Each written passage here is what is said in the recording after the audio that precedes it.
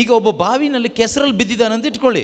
ಈಗ ಮೇಲಿಂದ ಯಾರೋ ಒಬ್ಬರು ಒಂದು ರೋಪ್ ಹಾಕಿದ್ದಾರೆ, ಒಂದು ಹಗ್ಗ ಇಳಿಸಿದ್ದಾರೆ ಕೆಳಗಡೆ. ಈಗ ಅವನು ಮೇಲೆ ಬರಬೇಕಾದ್ರೆ ಏನು ಮಾಡಬೇಕು? ಆ ಹಗ್ಗನ ಗಟ್ಟಿ ಹಿಡ್ಕೊಂಡ್ರೆ ಸಾಕು ಅಥವಾ ಬೇರೆ ಏನಾದರೂ ಎಕ್ಸ್ಟ್ರಾ ಸರ್ಕಸ್ ಮಾಡಬೇಕಾ? ಆ ಹಗ್ಗ ಹಿಡ್ಕೊಂಡು ಬಿಟ್ರೆ ಸಾಕು, ಮೇಲಿದ್ದವರು ಎತ್ಕೊಳ್ತಾರೆ. ನೀನು ಬೇರೆ ಏನು ಮಾಡೋದು ಬೇಡ. ತಂದೆಯಾದ ದೇವರು ಸಕಲ ಮನುಷ್ಯರ ರಕ್ಷಣೆಗಾಗಿ ಈ ಪಾಪದ ಕೆಸರಿನಿಂದ, ಈ ಪಾಪದ ಬಾವಿಯಿಂದ ನನ್ನನ್ನು ನಿಮ್ಮನ್ನು ಮೇಲೆ ಕೆತ್ತಲಿಕ್ಕೆ ಸ್ವರ್ಗದಿಂದ ರಿಲೀಸ್ ಮಾಡಿದ ಆ ಹಗ್ಗವೇ ಯೇಸು ಕ್ರಿಸ್ತರು. ನಾವು ಮಾಡಬೇಕಾಗಿರೋದು ಒಂದೇ, ಆ ಹಗ್ಗನ ಹಿಡ್ಕೊಂಡು ಬಿಟ್ರೆ ಸಾಕು, ತಂದೆಯಾದ ದೇವರು ಮೇಲಕ್ಕೆ ನಮ್ಮನ್ನು ಎತ್ಕೊಳ್ತಾರೆ ಯೇಸುವಿನ ಮುಖಾಂತರ. ಮತ್ತೆ ಕೇಳಿಸ್ಕೊಳ್ಳಿ, ಇನ್ಯಾವುದು ಸೈಡಿಗೆ ಮತ್ತೆ 2-3 ಹಗ್ಗ ಬಿಟ್ಟಿಲ್ಲ, ಆಯಿತಾ? ಒಂದೇ ಒಂದು ಹಗ್ಗ, ಆ ಹಗ್ಗದ ಹೆಸರೇ ಜೀಸಸ್ ಕ್ರೈಸ್ಟ್.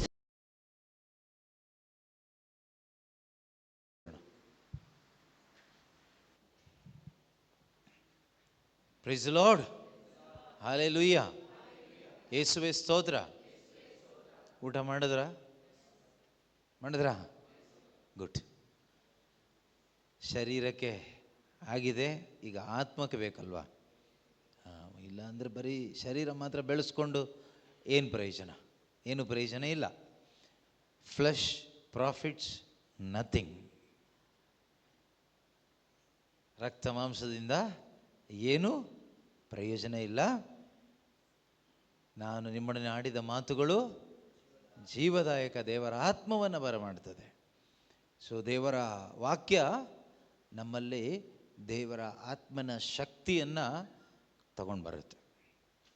ಹೇಗೆ ನಾವು ಧ್ಯಾನಕ್ಕೆ ಹೋಗಿ ಪರಿವರ್ತನೆ ಆಗ್ತೀವಿ ಅಂದರೆ ಹಾಗೇನೆ ಆಲಿಸುವಂಥ ದೇವರ ವಾಕ್ಯದ ಮುಖಾಂತರ ನಮ್ಮಲ್ಲಿಗೆ ಬರುವ ದೇವರ ಪವಿತ್ರಾತ್ಮನ ಶಕ್ತಿ ನಮ್ಮನ್ನು ಪರಿವರ್ತನೆ ಮಾಡುತ್ತೆ. ಅದಲ್ಲದೆ ಬೇರೆ ಯಾರೋ ಬೋಧನೆ ಮಾಡಿದ್ದಲ್ಲ. ಬೋಧಕ ಪರಿವರ್ತನೆ ಮಾಡೋದಿಲ್ಲ. ಯಾವ ಬೋಧಕನೂ ಕೂಡ ಯಾರನ್ನೂ ಪರಿವರ್ತನೆ ಮಾಡೋದಿಲ್ಲ, ಪರಿವರ್ತನೆ ಮಾಡಲಿಕ್ಕೆ ಸಾಧ್ಯವೂ ಇಲ್ಲ.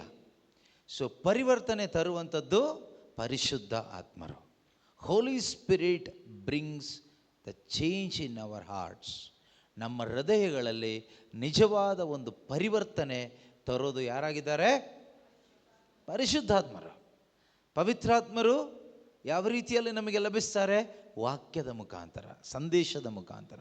ಜಾನ್ 6:63, ಯೋಹಾನನ ಶುಭ ಸಂದೇಶ 6ನೇ ಅಧ್ಯಾಯ 63ನಲ್ಲಿ ಯೇಸುಸ್ವಾಮಿ ಹೇಳ್ತಾರೆ, ನಾನು ನಿಮ್ಮೊಡನೆ ಆಡಿದ ಮಾತುಗಳು, the words I have spoken to you, ನಿಮ್ಮೊಡನೆ ಮಾತನಾಡಿದ ಮಾತುಗಳು ಬ್ರಿಂಗ್ಸ್ ಲೈಫ್ ಆ್ಯಂಡ್ ಸ್ಪಿರಿಟ್, ಜೀವ ಮತ್ತು ಆತ್ಮವನ್ನು ತರುತ್ತದೆ.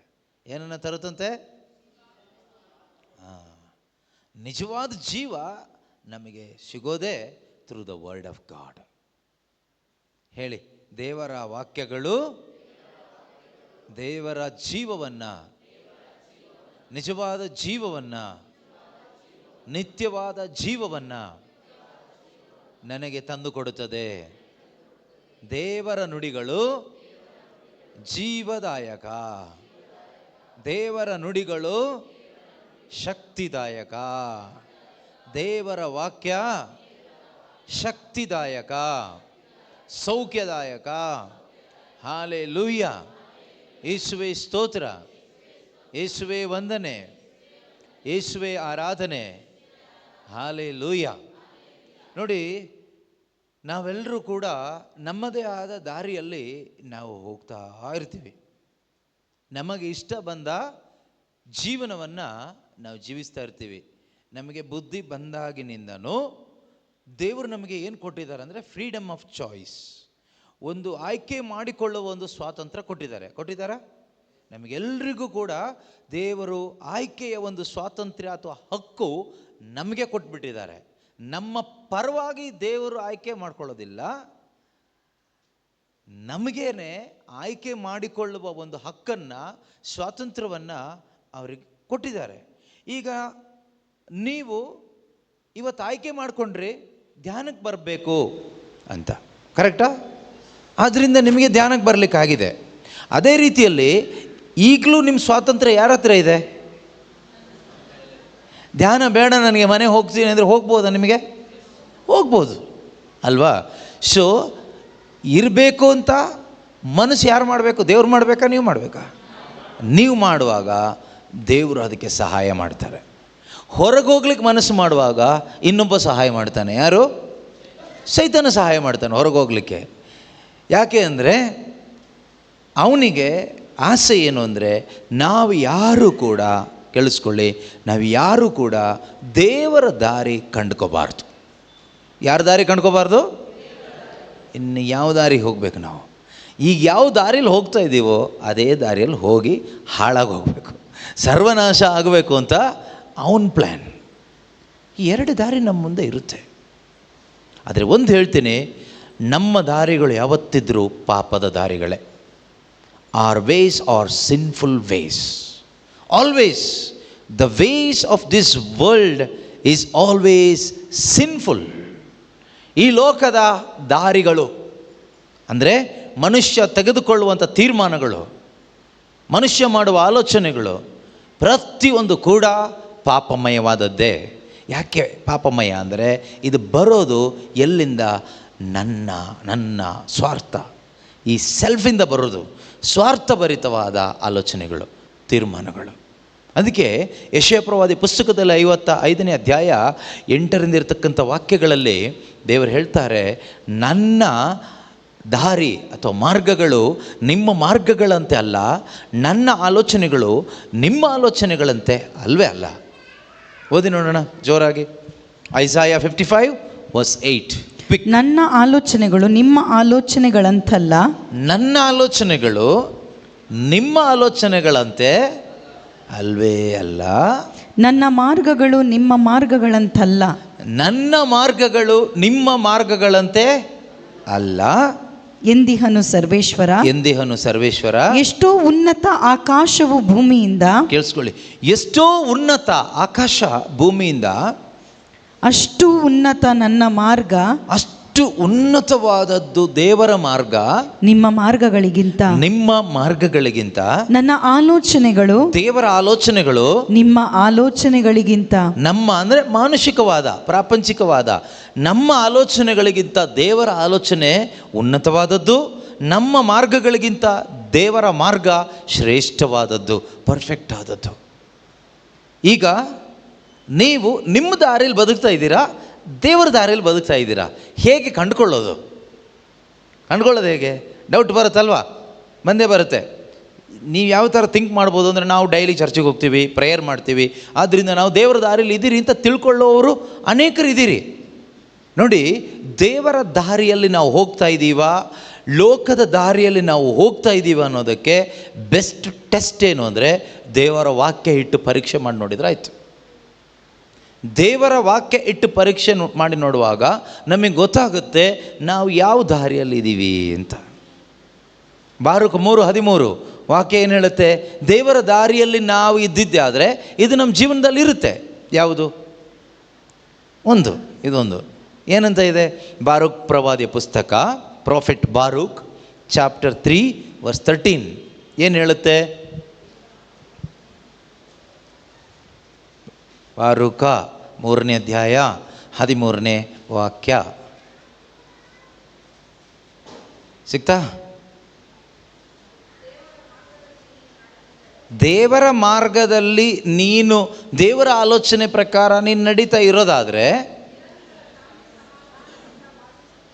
ನಿರಂತರವಾಗಿ ಶಾಂತಿ ಸಮಾಧಾನದಿಂದ ಇರಲಿಕ್ಕೆ ಆಗ್ತಾ ಇತ್ತು.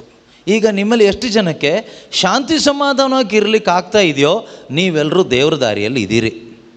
ಯಾರಿಗೆ ಈ ಶಾಂತಿ ಇಲ್ಲ, ನೆಮ್ಮದಿ ಇಲ್ಲ, ಬರೀ ಭಯ ಆಗ್ತಾ ಇದೆ, ಟೆನ್ಷನ್ ಆಗ್ತಾ ಇದೆ, ಮುಂದೆ ಏನಾಗುತ್ತೋ ಗೊತ್ತಿಲ್ಲ ಅಂತ ಚಿಂತೆ, ಭಯ, ಅಶಾಂತಿಯಲ್ಲಿ ಬದುಕ್ತಾ ಇದ್ದರೆ ನೀವು ನಿಮ್ಮ ದಾರಿಯಲ್ಲಿದ್ದೀರಿ.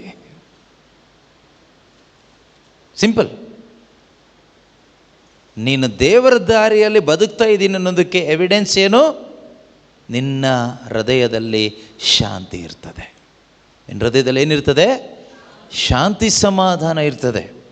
ಅದೇ ರೀತಿ ಅದಕ್ಕೆ ಸಂಬಂಧಪಟ್ಟ ಇನ್ನೊಂದು ವಾಕ್ಯ ರೋಮನ್ನರಿಗೆ ಬರೆದ ಪತ್ರಿಕೆಯಲ್ಲಿ ನಾವು ನೋಡ್ತೀವಿ. 8ನೇ ಅಧ್ಯಾಯದಲ್ಲಿ 5ರಿಂದ ಇರ್ತಕ್ಕಂಥ ವಾಕ್ಯಗಳು. Romans chapter 8 verses 5 and 6.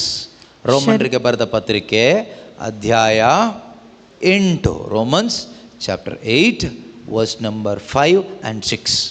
ಶರೀರ ಸ್ವಭಾವಕ್ಕೆ ಅನುಸಾರವಾಗಿ ನಡೆಯುವವರು, ಶರೀರ ಸ್ವಭಾವಕ್ಕೆ ಅನುಸಾರವಾಗಿ ನಡೆಯುವವರು ಶರೀರಕ್ಕೆ ಸಂಬಂಧಪಟ್ಟ ವಿಷಯಗಳಲ್ಲಿ ಮಗ್ನರಾಗಿರುತ್ತಾರೆ.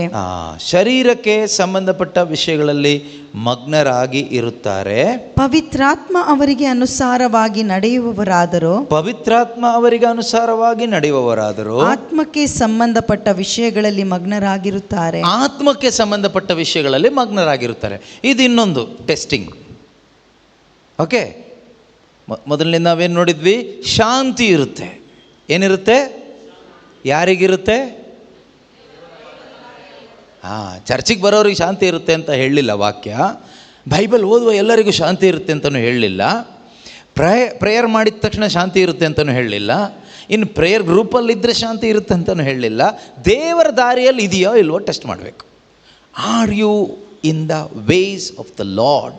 R you walking in the ways of the Lord? ದೇವರ ದಾರಿಯಲ್ಲಿ ನೀನು ನಡೀತಾ ಇದೆಯಾ? That is very very important. ದೇವರ ದಾರಿಯಲ್ಲಿ ನಡೀತಾ ಇಲ್ಲದೆ ಇದ್ದರೆ ನೀನು ಇನ್ಯಾವುದೋ ದಾರಿಯಲ್ಲಿ ಇದೆಯಾ? ಕಾಡ ದಾರಿಯಲ್ಲಿ, ವಿನಾಶಕ್ಕೆ ಕೊಂಡೊಯ್ಯುವ ದಾರಿಯಲ್ಲಿ ಹೋಗ್ತಾ ಇದೆಯಾ? ಲೋಕದ ದಾರಿಯಲ್ಲಿ ಹೋಗ್ತಾ ಇದೆಯಾ? ಸೈತಾನನ ದಾರಿಯಲ್ಲಿ ಹೋಗ್ತಾ ಇದೆಯಾ? ಪಾಪದ ದಾರಿಯಲ್ಲಿ ಹೋಗ್ತಾ ಇದೆಯಾ? ಎರಡೇ ದಾರಿ ಇರೋದು. ಒಂದು ಲೋಕದ ದಾರಿ, ಪಾಪದ ದಾರಿ.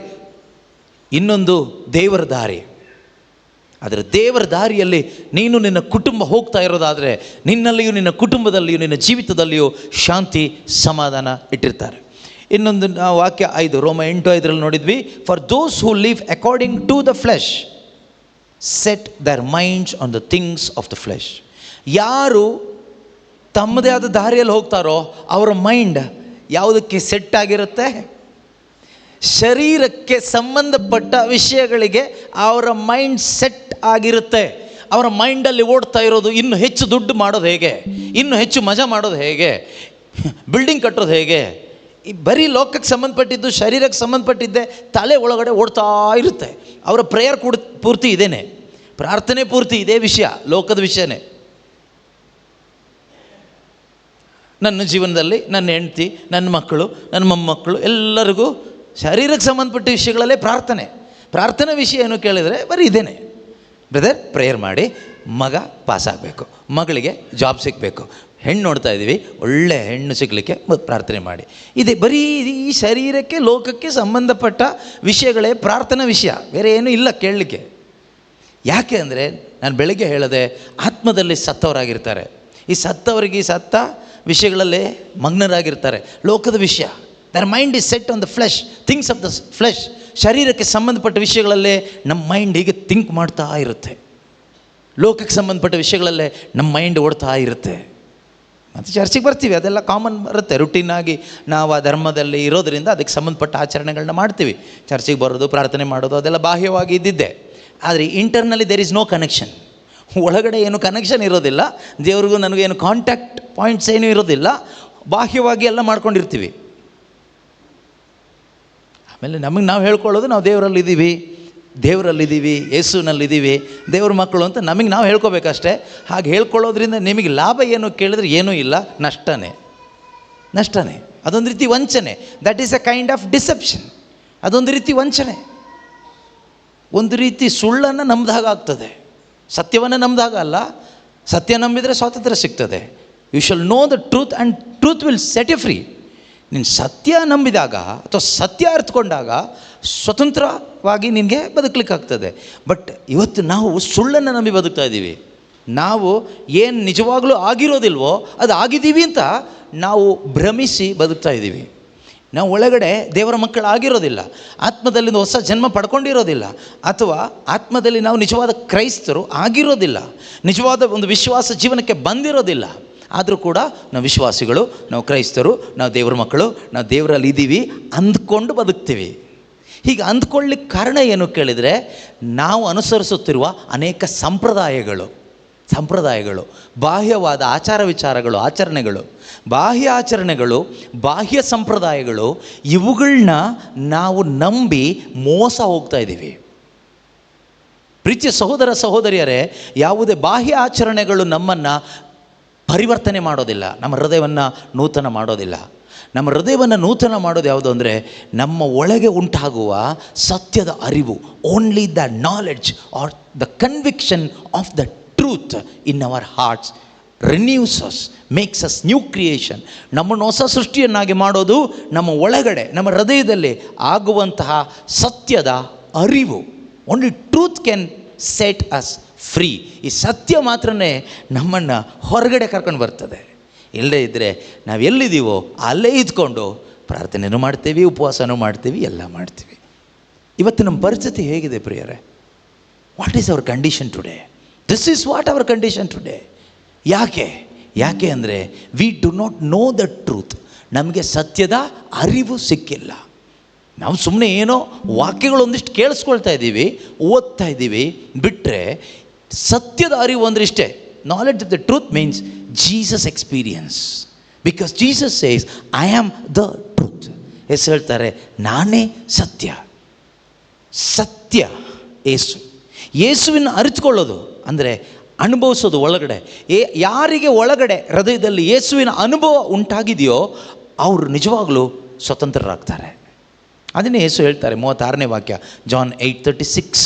ಜಾನ್ 8:36. ಯೋಹಾನನ ಶುಭ ಸಂದೇಶ 8ನೇ ಅಧ್ಯಾಯ 36ನೇ ವಾಕ್ಯ. ಪುತ್ರನು ನಿಮಗೆ ಸ್ವಾತಂತ್ರ್ಯ ನೀಡಿದರೆ. ಪುತ್ರ ಅಂದರೆ ಯಾರು? ಯೇಸು. ಪುತ್ರ ನಿಮಗೆ ಸ್ವಾತಂತ್ರ್ಯ ನೀಡಿದರೆ ನೀವು ನಿಜವಾಗಿಯೂ ಸ್ವತಂತ್ರರು. ನಿಜವಾಗಲೂ ಸ್ವತಂತ್ರರಾಗೋದು ಯಾವಾಗ? ನಾವು ನಿಜವಾಗಲೂ ಸ್ವತಂತ್ರರಾಗೋದು ಯಾವಾಗ? ಪುತ್ರನಿಂದ ಸ್ವಾತಂತ್ರ್ಯವನ್ನು ಹೊಂದಿಕೊಂಡವರೆಲ್ಲರೂ ಸ್ವತಂತ್ರರೇ. If son sets you free, you are free indeed. You are truly free. ನೀವು ನಿಜವಾಗಲೂ ಸ್ವತಂತ್ರರಾಗ್ತೀರಿ. ಪ್ರೀತಿಯ ಸಹೋದರ ಸಹೋದರಿಯರೇ, ದೇವರ ಪುತ್ರನಾದ ಯೇಸು ಕ್ರಿಸ್ತನ ಮುಖಾಂತರ ನಮಗೆ ಲಭಿಸುವ ಒಂದು ಸ್ವಾತಂತ್ರ್ಯ ಇದೆಯಲ್ವಾ, ದಟ್ ಇನ್ನರ್ ಫ್ರೀಡಮ್, ಅದಿವತ್ತು ನಮಗೆ ಬೇಕು. That is what we all need. ನಮಗೆಲ್ಲರಿಗೂ ಬೇಕಾದ ನಿಜವಾದ ಫ್ರೀಡಮ್ ಏನು ಗೊತ್ತಾ? ಕೆಲವ್ರು ಹೇಳ್ತಾರಲ್ಲ, ನನಗೆ ಫ್ರೀಡಮ್ ಇಲ್ಲ ಅಂತ. ನೀವು ಹೇಳ್ತಾರೋ ಫ್ರೀಡಮ್ ಅಲ್ಲ. ನಿಜವಾದ ಫ್ರೀಡಮ್ ಏನು ಅಂದರೆ ನಮ್ಮ ಒಳಗಡೆ ಆಗುವಂಥದ್ದು. It happens here inside.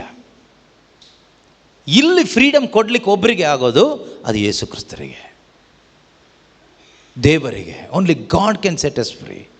Only Jesus can set us free. ಯೇಸುವಿಗೆ ಮಾತ್ರ ಸಾಧ್ಯ, ಬೇರೆ ಯಾರಿಂದನೂ ಸಾಧ್ಯ ಇಲ್ಲ. ಯಾರಿಂದನೂ ನಮಗೆ ಒಳಗಡೆ ಒಂದು ಸ್ವಾತಂತ್ರ್ಯ ಅಥವಾ ಮುಕ್ತಿ ಅಥವಾ ಬಿಡುಗಡೆ ಅಥವಾ ರಕ್ಷಣೆ ನಮ್ಮೊಳಗಡೆ ತಂದು ಕೊಡಲಿಕ್ಕೆ ಬೇರೆ ಯಾರಿಂದನೋ ಯಾವುದರಿಂದನೂ ಸಾಧ್ಯ ಇಲ್ಲ. ಸತ್ಯದ ಅರಿವಿನಿಂದ ಮಾತ್ರನೇ ಸಾಧ್ಯ. ಈಗ ಈ ಅರಿವು ಪಡ್ಕೊಂಡು ಈ ಸ್ವಾತಂತ್ರ್ಯವನ್ನು ಹೊಂದಿಕೊಂಡವ್ರು ಏನು ಮಾಡ್ತಾರೆ? They will set their mind on the things of the spirit. Those who live according to the Spirit set their minds on the things of the Spirit. 6ನೇ ವಾಕ್ಯ, ಶರೀರ ಸ್ವಭಾವದಲ್ಲೇ ಮಗ್ನವಾಗಿ ಇರುವುದರ ಪರಿಣಾಮ ಏನಂತೆ? ಓದಿ, ರೋಮ 8:6. ಶರೀರ ಸ್ವಭಾವದಲ್ಲಿ ಮಗ್ನರಾಗಿರುವುದರ ಪರಿಣಾಮ. ಶರೀರ ಸ್ವಭಾವದಲ್ಲೇ ಬೆಳಗ್ಗೆಯಿಂದ ರಾತ್ರಿ ತನಕ ನೀವು ಮಗ್ನರಾಗಿ ಇದ್ದರೆ, ನಿಮ್ಮ ಮೈಂಡ್ ಪೂರ್ತಿ ಲೋಕದಲ್ಲೇ ಸೆಟ್ ಮಾಡಿ ಇಟ್ಕೊಂಡು ಇದ್ದರೆ ಅದರ ಪರಿಣಾಮ ಏನು? ಮರಣ. What is the result of setting your mind on the things of this earth or flesh? Death, only death, ಮರಣ. ಈಗ ನಮ್ಮಲ್ಲಿ ಎಷ್ಟೋ ಜನ ಇವತ್ತು ಅನುಭವಿಸ್ತಾ ಇರೋದು ಒಳಗಡೆ ಮರಣ. Most of the people of this world, ಈ ಲೋಕದ ಅನೇಕರು ಪೀಪಲ್ ಆಫ್ ದಿಸ್ ವರ್ಲ್ಡ್ ಇದೆಲ್ಲ ಹೇಳೋದು ಮೇನ್ಲಿ ಫಸ್ಟ್ ಕ್ರಿಶ್ಚಿಯನ್ಸ್, ಮೊದಲು ಕ್ರೈಸ್ತರು, ಅದಾದಮೇಲೆ ಬಾಕಿ. ಆಯಿತಾ? ಇವತ್ತು ಅನುಭವಿಸ್ತಾ ಇರೋದು ಜೀವ ಅಲ್ಲ, ಮರಣ. ಈ ಮರಣದ ಸಿಂಪ್ಟಮ್ಸ್ ನಾನು ಬೆಳಗ್ಗೆ ಕೆಲವೊಂದು ಹೇಳಿದೆ. ಈ ಮರಣದ ಸಿಂಪ್ಟಮ್ಸ್ ಕೆಲವೊಂದು ಹೇಳಿದೆ. ಬೇಕಾದಷ್ಟು ಸಿಂಪ್ಟಮ್ಸ್ ಇದೆ ಮರಣಕ್ಕೆ ಸಂಬಂಧಪಟ್ಟಿದ್ದು. ನೀವು ಮರಣ ಅನುಭವಿಸ್ತಾ ಇದ್ದೀರಿ ಅಂತ ಹೇಗೆ ಗೊತ್ತಾಗುತ್ತೆ? ನಿಮ್ಮಲ್ಲಿ ಅಶಾಂತಿ ಇದ್ದರೆ ನೀವು ಅನುಭವಿಸ್ತಾ ಇರೋದು ಒಳಗಡೆ ಏನಾಗ್ತದ? ಮರಣ. ನಿಮ್ಮಲ್ಲಿ ದ್ವೇಷ, ಹೊಟ್ಟೆ ಕಿಚ್ಚು ಇದ್ದರೆ ನೀವು ಒಳಗಡೆ ಏನು ಅನುಭವಿಸ್ತಾ ಇದ್ದೀರಿ? You are experiencing death. Death is in you. ಮರಣ ನಿನ್ನ ಒಳಗಡೆ ಅನುಭವ ಆಗ್ತಾ ಇರೋದ್ರಿಂದನೇ ನಿನಗೆ ಅವ್ರನ್ನ ಕ್ಷಮಿಸೋಕ್ಕೆ ಆಗ್ತಾ ಇಲ್ಲ, ಇವ್ರನ್ನ ಪ್ರೀತಿಸ್ಲಿಕ್ಕೂ ಆಗ್ತಾ ಇಲ್ಲ, ಅವ್ರನ್ನ ಕ್ಷಮಿಸ್ಲಿಕ್ಕೂ ಆಗ್ತಾ ಇಲ್ಲ, ಇವ್ರನ್ನ ಪ್ರೀತಿಸ್ಲಿಕ್ಕೂ ಆಗ್ತಾ ಇಲ್ಲ. ಈ unforgiveness is a symptom of death you are experiencing in your spirit. Hatred is another symptom of death you are experiencing in your spirit. Hatred, ದ್ವೇಷ. ಎಷ್ಟು ಜನಕ್ಕೆ ದ್ವೇಷ ಇದೆ? ಹಲೋ, ಯಾರ್ದಾದ್ರೂ ಮನಸ್ಸಲ್ಲಿ ಯಾರ ಮೇಲಾದರೂ ದ್ವೇಷ ಇದೆಯಾ? ವೈರಾಗ್ಯ, ಹೊಟ್ಟೆ ಕಿಚ್ಚು ಇದೆಯಾ? ಇಲ್ಲ, ಇಲ್ವೇ ಇಲ್ಲ. ವೆರಿ ಗುಡ್, ಪರವಾಗಿಲ್ಲ. ನೆಕ್ಸ್ಟ್ ಸೈಂಟ್ಹುಡ್ಡಿಗೆ ಪ್ರಿಪೇರ್ ಆಗ್ತಾ ಇದ್ದೀರಾ. ದ್ವೇಷ ಯಾರ ಮೇಲೂ ಇಲ್ಲ. ನಿಮಗೆ ಕ್ಷಮಿಸ್ಲಿಕ್ಕೆ ಆಗದೇ ಇದ್ದವ್ರು ಯಾರಾದರೂ ಇದ್ದಾರೆ? ಅವ್ರನ್ನ ಕ್ಷಮಿಸೋಕ್ಕೆ ಆಗೋದಿಲ್ಲ ಅಂತ. ಯಾವ ಕಾರಣಕ್ಕೂ ಅವ್ರನ್ನ ಕ್ಷಮಿಸೋಕ್ಕಾಗೋದಿಲ್ಲ. ನಾನು ಟ್ರೈ ಮಾಡ್ತಾ ಇದ್ದೀನಿ ಆದರೆ ಆಗ್ತಾಯಿಲ್ಲ. ಕೆಲವರಿದ್ದಾರೆ, ಟ್ರೈ ಮಾಡ್ತಾ ಇದ್ದೀನಿ ಆದರೆ ಏನಾಗ್ತಾಯಿಲ್ಲ, ಆಗ್ತಾಯಿಲ್ಲ. ಅವರು ಸತ್ತವರೇ, ಅವ್ರ ಒಳಗಡೆನೂ ಈ ಮರಣನೇ ಇರುತ್ತೆ. ಪ್ರೇಯರ್ ಮಾಡ್ತಾಯಿದ್ದೀರಾ? ಪ್ರೇಯರ್ ಡೈಲಿ ಮಾಡ್ತೀವಿ ಬ್ರದರ್, ಆದರೆ ಕ್ಷಮಿಸೋಕ್ಕಾಗ್ತಾಯಿಲ್ಲ. ನೀನು ಪ್ರೇಯರ್ ಮಾಡಿದ ವೇಸ್ಟೇ ಬಿಡು. ನೀನು ಮಾಡಿದ ಪ್ರೇಯರು ವೇಸ್ಟ್ ಪ್ರೇಯರ್, ನಾಟಕ ಮಾಡ್ದಂಗೆ ಆಯ್ತು ಅಷ್ಟೇ.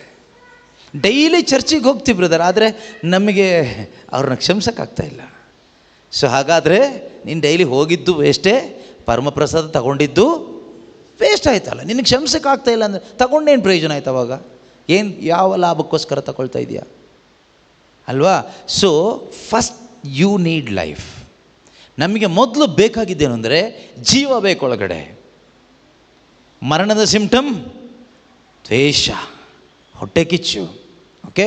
ಕ್ಷಮಿಸ್ಲಿಕ್ಕೆ ಆಗದೆ ಇರೋದು ಅನ್ಫರ್ಗಿವ್ನೆಸ್. ನೀವು ಎಷ್ಟು ಒಳ್ಳೆಯವರೋ ಕೆಟ್ಟವರೋ ಅದೆಲ್ಲ ಲೆಕ್ಕಾಚಾರ ನಿಮಗೆ ನನಗೆ. ಆದರೆ ದೇವರ ವಾಕ್ಯದ ಮುಂದೆ, ಈ ಕನ್ನಡಿ ಮುಂದೆ ಬಂದುಬಿಟ್ರೆ ನಮ್ಮ ಲೆಕ್ಕಾಚಾರ ಎಲ್ಲ ಫ್ಲಾಪ್ ಆಗೋಗುತ್ತೆ. ನೀವು ಹೇಳ್ಬೋದು, ಬ್ರದರ್ ನಾನು ತುಂಬ ಒಳ್ಳೆಯವನು ಅಂತ. ಹೌದಪ್ಪ, ನನ್ನ ದೃಷ್ಟಿಗೆ ನೀನು ತುಂಬ ಒಳ್ಳೆಯವನೇ, ನಿಮ್ಮ ದೃಷ್ಟಿಗೆ ನಾನು ತುಂಬ ಒಳ್ಳೆಯವನೇ. ಆದರೆ ಎರಡೂ ಪ್ರಯೋಜನ ಇಲ್ಲ.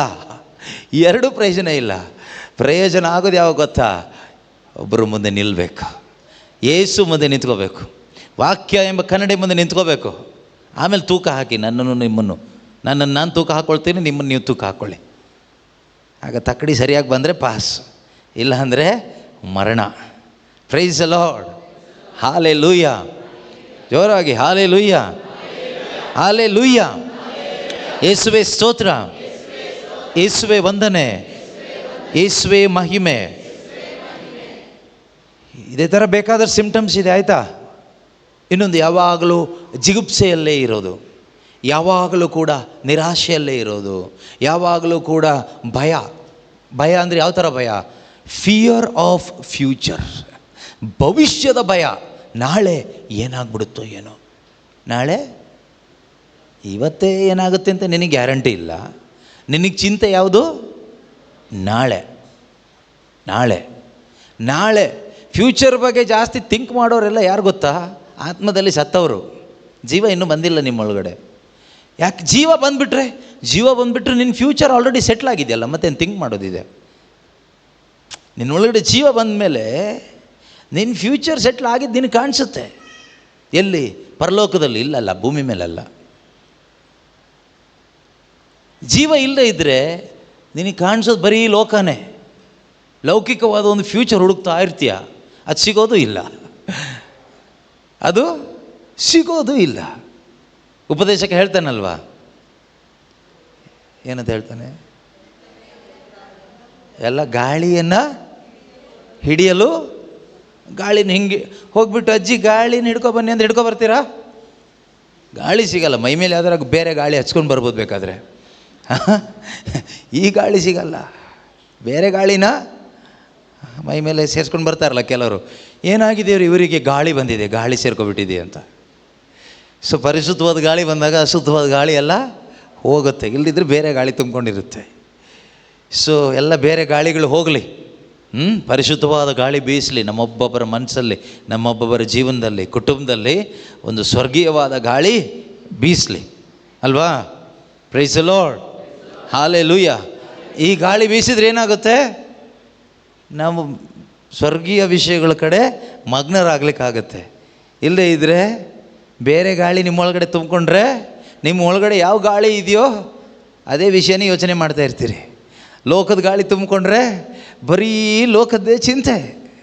ಸ್ವರ್ಗದ ಗಾಳಿ ನಿಮ್ಮೊಳಗಡೆ ಬಂದರೆ ಬರೀ ಸ್ವರ್ಗಕ್ಕೆ ಸಂಬಂಧಪಟ್ಟಿದ್ದೇ ಆಲೋಚನೆ ಬರುತ್ತೆ. ಈಗ ನಿಮ್ಮೊಳಗಡೆ ಯಾವ ಗಾಳಿ ಇದೆ ಅಂತ ನಿಮ್ಮ ಮೈಂಡ್ ಹೇಳುತ್ತೆ, ನಾನು ಹೇಳೋದೇ ಬೇಡ, ನಿಮ್ಮ ಮೈಂಡಲ್ಲಿ ಬರುವ ಆಲೋಚನೆಗಳೇ ಹೇಳುತ್ತೆ ನಿನ್ನ ಒಳಗಡೆ ಒಳ್ಳೆ ಗಾಳಿ ಇದೆಯಾ ಕೆಟ್ಟ ಗಾಳಿ ಇದೆಯಾ ಅಂತ. ನಿಮಗೇನು ಅನ್ನಿಸ್ತಾ ಇದೆ? ಹಲೋ, ನಿಮಗೇನು ಅನ್ನಿಸ್ತಾ ಇದೆ? ನಿಮ್ಮ ಒಳಗಡೆ ಯಾವ ಥರ ಗಾಳಿ ಇದೆ ಅಂತ ಅನ್ನಿಸ್ತಾ ಇದೆ?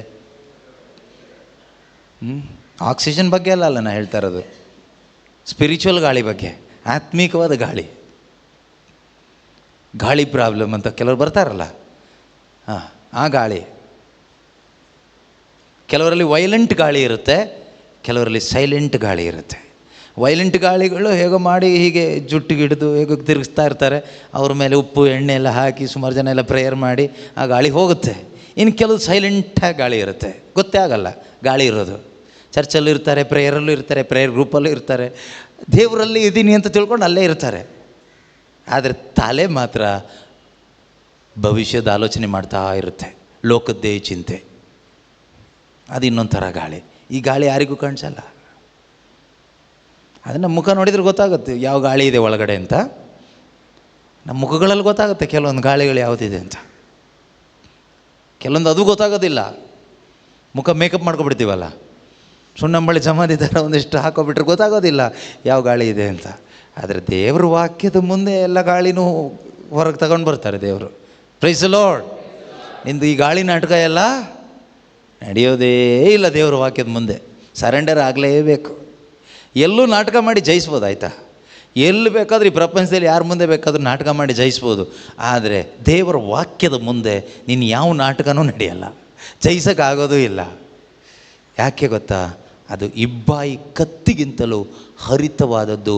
ನಿನ್ನ ಮನಸ್ಸಿನ ಒಳಗಡೆ ಇರೋದನ್ನು ಎಲ್ಲ ಎತ್ತಿ ಎಳೆದು ಬಿಸಾಡುತ್ತೆ, ಹೊರಗಡೆ ಹಾಕುತ್ತೆ. ಮನುಷ್ಯನಿಗೆ ಹಾಕೋಕ್ಕಾಗಲ್ಲ. ಹಿಬ್ರಿಯ 4:12 ಹೇಳುತ್ತೆ ವಾಕ್ಯ. ಹೀಬ್ರೂಸ್ 4:12.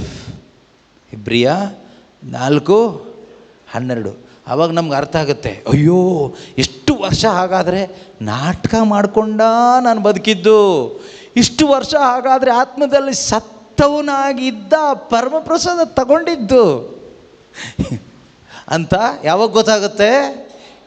ವಾಕ್ಯ ಬಿದ್ದಾಗ, ವಾಕ್ಯ ಸರಿಯಾಗಿ ಕೇಳಿಸ್ಕೊಳ್ತಾ ಅರ್ಥ ಆಗುತ್ತೆ ನಮ್ಮ ಪರಿಸ್ಥಿತಿ ಏನಾಗಿದೆ, ಏನಾಗಬೇಕು, ಹೇಗಾಗುತ್ತೆ, ಸರಿ ಮಾಡಿಸ್ಕೊಳ್ಳೋದು ಹೇಗೆ ಅನ್ನೋದು ವಾಕ್ಯದ ಮುಖಾಂತರ ಗೊತ್ತಾಗುತ್ತೆ. ಬೇರೆ ಮನುಷ್ಯನಿಂದ ಕಂಡುಹಿಡಿಯೋಕ್ಕಾಗಲ್ಲ, ಆಯಿತಾ? ಹಾಂ, ಓದಿ. ದೇವರ ವಾಕ್ಯ ಜೀವಂತವಾದದ್ದು. ಹೇಳಿ ನೋಡೋಣ, ದೇವರ ವಾಕ್ಯ ಜೀವಂತವಾದದ್ದು. ದೇವರ ವಾಕ್ಯ ಜೀವಂತವಾದದ್ದು. ಎಸ್. ಕ್ರಿಯಾತ್ಮಕವಾದದ್ದು.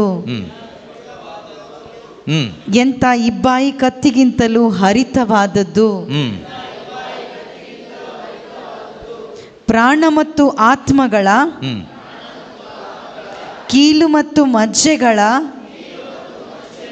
ಭೇದವನ್ನು ಛೇದಿಸುವಂಥದ್ದು, ಹೃದಯದ ಆಸೆ ಆಲೋಚನೆಗಳನ್ನು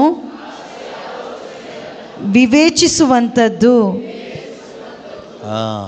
It is able to judge the thoughts and intentions of the heart. Thoughts and intentions of the heart.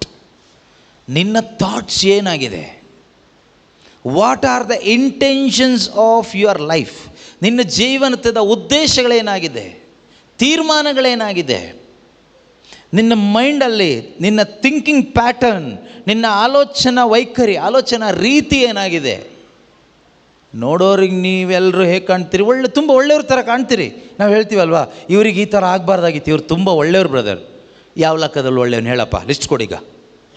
ಅಲ್ಲ, ಒಳ್ಳೆಯವನು ಅಂದರೆ ಎಲ್ರಿಗೂ ಊಟ ಹಾಕ್ತಾರೆ, ಸಿಕ್ಕವರಿಗೆಲ್ಲ ದುಡ್ಡು ಕೊಡ್ತಾರೆ, ಡೈಲಿ ಚರ್ಚಿಗೆ ಹೋಗಿ ಕೂತ್ಕೊಳ್ತಾರೆ, ಬೈಬಲ್ ಓದ್ತಾರೆ, ದಾನ ಧರ್ಮ ಮಾಡ್ತಾರೆ, ಕುಡಿಯಲ್ಲ, ಸುಳ್ಳು ಹೇಳಲ್ಲ, ಮೋಸ ಮಾಡಲ್ಲ, ಹಾಗಂತ ಹೇಳ್ಬಿಟ್ಟು ಅವನು ಒಳ್ಳೆಯವನ? ನಿನ್ನ ಲೆಕ್ಕಕ್ಕೆ ನಿನ್ನ ಲೆಕ್ಕಕ್ಕೆ ಒಳ್ಳೆಯವನಷ್ಟೇ. ದೇವ್ರ ಲೆಕ್ಕಕ್ಕೆ ಅವನು ಒಳ್ಳೆಯವನು ಅಲ್ಲ, ಕೆಟ್ಟವನು ಅಲ್ಲ. ಒಬ್ಬ ಮನುಷ್ಯ ಒಳ್ಳೆಯವನೋ ಕೆಟ್ಟವನ ಆಗಬೇಕಾದ್ರೆ ಈಗ ಹೆಣ ಒಳ್ಳೆಯವನ ಕೆಟ್ಟವನ? ಹೆಣನ ಯಾರಾದರೂ ಇದು ಒಳ್ಳೆ ಹೆಣ, ಇದು ಕೆಟ್ಟ ಹೆಣ ಅಂತ ಸಪ್ರೇಟ್ ಮಾಡ್ತೀರಾ? Differentiate? Is there anything like that? Good dead body, this is bad dead body. Is there any dead body like that? Good, best, this is best dead body ಆ ಥರ ಏನಾದ್ರು ಇದೆಯಾ? This is bad dead body ಆ ಥರ ಏನಾದರೂ ಇದೆಯಾ? Dead body ಅಷ್ಟೇ. Dead is dead. ಇನ್ನು ಜೀವ ಇರೋ ಮನುಷ್ಯ ಆದರೆ ಇವನು ಒಳ್ಳೆಯವನು, ಇವಳು ತುಂಬ ಒಳ್ಳೆಯವಳು, ಇವಳು ಕೆಟ್ಟವಳು, ಇವಳು ಪರವಾಗಿಲ್ಲ, ಇವಳು ಸಾಧಾರಣ ಪರವಾಗಿಲ್ಲ ಹೇಳ್ತೀವಾ? ಸತ್ತೋಗ್ಬಿಟ್ರೆ ಸಾಧಾರಣ ಶವ ಅಂತ ಏನಾದರೂ ಇದೆಯಾ? ಇಲ್ಲ. ಅದೇ ಥರನೇ ನೀನು ಆತ್ಮದಲ್ಲಿ ಸತ್ತೋಗಿರುವಾಗ ನೀನಲ್ಲಿ ಒಳ್ಳೆಯವನು ಬರಲ್ಲ, ಕೆಟ್ಟವನು ಬರಲ್ಲ. ನೀನು either you are dead or you are alive. ನೀನು ಒಂದೇ ಸತ್ತವನು, ಎಲ್ಲ ಜೀವ ಇರೋನು ಅಷ್ಟೇ. ಈಗ ಆತ್ಮದಲ್ಲಿ ಸತ್ತಿರೋ ನಿನ್ನನ್ನು ದೇವ್ರ ಲೆಕ್ಕ ಹಾಕುವಾಗ ನೀ ಪರವಾಗಿಲ್ಲ, ಇವನು ಒಳ್ಳೆಯವನು. ಇವರು ಡೈಲಿ ಚರ್ಚಿಗೆ ಬರ್ತಾ ಇದ್ದಾರೆ, ಪ್ರೇಯರೆಲ್ಲ ಮಾಡ್ತೀನಿ, ಸೊ ಇವರು ಒಳ್ಳೆಯವರು. ಯಾರು ಹೇಳೋದು? ದೇವ್ರು ಹೇಳಲ್ಲ, ಮನುಷ್ಯರು ಹೇಳ್ತಾರೆ. ಆದರೆ ದೇವ್ರ ಲೆಕ್ಕದಲ್ಲಿ ಇವರು ಸತ್ತವರು, ಇಲ್ಲ ಜೀವ ಇರೋರು ಅಷ್ಟೇ, ಎರಡೇ. ಇನ್ನು ಜೀವ ಇರೋರು ಕೆಟ್ಟೋದ್ರೂ ಸರಿ ಆಗ್ಬೋದು. ಸತ್ತೇ ಇರೋನು ಅವನೇನಾದರೂ ಒಂದು ಆಗಬೇಕಾದ್ರೆ ಅವನಿಗೆ ಜೀವ ಬರಬೇಕು ಫಸ್ಟ್. ಬೈ ಡಿಫಾಲ್ಟ್ ತಾಯಿ ಗರ್ಭದಿಂದ, by default means from mother's womb all were dead. ಇಲ್ಲಿ ಒಳ್ಳೆಯವರು ಇಲ್ಲ, ಕೆಟ್ಟವರು ಇಲ್ಲ. ಒಳ್ಳೆ ಮಗು, ಮುದ್ದಾದ ಮಗು, ಏನು ಮಾಡ್ತು ಅಂತ ಇಷ್ಟು ಕಷ್ಟ ಅಂತ ನಾವು ಹೇಳ್ತೀವಿ. ಮಗು ಹುಟ್ಟುತ್ತಾ ಇರಬೇಕಾದ್ರೇ ಆತ್ಮದಲ್ಲಿ ಸತ್ತವರಾಗಿನೇ ಹುಟ್ಟೋದು. ಈಗ ಕೆಲವ್ರ ಪ್ರಶ್ನೆ, ಮಗು ಹಾಗಾದ್ರೆ ಸ್ವರ್ಗಕ್ಕೆ ಹೋಗುತ್ತಾ ನರಕಕ್ಕೆ ಹೋಗುತ್ತಾ? ನೋಡಿ, ಈ ಮಗು, ವಯಸ್ಸಾದವರು, ದೊಡ್ಡವರು, ಚಿಕ್ಕವರು ಎಲ್ಲ ಶರೀರಕ್ಕೆ ಮಾತ್ರ, ನೆನ್ಪಿಟ್ಕೊಳ್ಳಿ. ಆತ್ಮಕ್ಕೆ ವಯಸ್ಸಿಲ್ಲ, ಬೌಂಡ್ರಿ ಇಲ್ಲ. ಸ್ಪಿರಿಟ್ಗೆ ಏನಿಲ್ಲ, ಒಂದು ಲಿಮಿಟ್ ಇಲ್ಲ, ಇಷ್ಟೇ ಅಂತ ಏನಿಲ್ಲ, ಇಷ್ಟೇ ವಯಸ್ಸು ಅಂತ ಇಲ್ಲ. ವಯಸ್ಸಾಗೋದು ದೇಹಕ್ಕೆ, ಆತ್ಮಕ್ಕೆ ಯಾವ ವಯಸ್ಸಿಲ್ಲ. ಆತ್ಮ ದೇವರ ಸೃಷ್ಟಿ. Either it is alive or dead. ಮನುಷ್ಯನ ಆತ್ಮ ಒಂದು ಸತ್ತ ಸ್ಟೇಟಲ್ಲಿರುತ್ತೆ. Either it is in dead condition or in the life condition. ಜೀವಂತವಾಗಿರುತ್ತೆ, ಅಲೈವ್ ಆರ್ ಡೆಡ್, ಎರಡರಲ್ಲಿ ಒಂದು ಸ್ಥಿತಿಯಲ್ಲಿ ಅದು ಇರುತ್ತೆ. ಈಗ ಉದಾಹರಣೆ, ಒಬ್ಬ ಮನುಷ್ಯ ಶಾರೀರಿಕವಾಗಿ ಸತ್ತಾಗ ಅವನೊಳಗಡೆನೂ ಆತ್ಮ ಇರುತ್ತೆ. ಆತ್ಮ ಸತ್ತ ಅವಸ್ಥೆಯಲ್ಲಿದ್ದರೆ ಅದು ಎಲ್ಲಿ ಹೋಗುತ್ತೆ ಕೇಳಿದ್ರೆ ನರಕಕ್ಕೆ ಹೋಗುತ್ತೆ ಅಷ್ಟೆ. ಆತ್ಮಕ್ಕೆ ಜೀವ ಬಂದ ಮೇಲೆ, ಜೀವಂತ ದೇವರ ಸಂಪರ್ಕದಲ್ಲಿ ಬದುಕುವಾಗ ಈ ಆತ್ಮ ನಿತ್ಯವೂ ದೇವರ ಸಾನ್ನಿಧ್ಯಕ್ಕೆ ಹೋಗುತ್ತೆ. ನರಕದಲ್ಲಿ ಆತ್ಮ ಜೀವಂತವಾಗಿರುತ್ತೆ.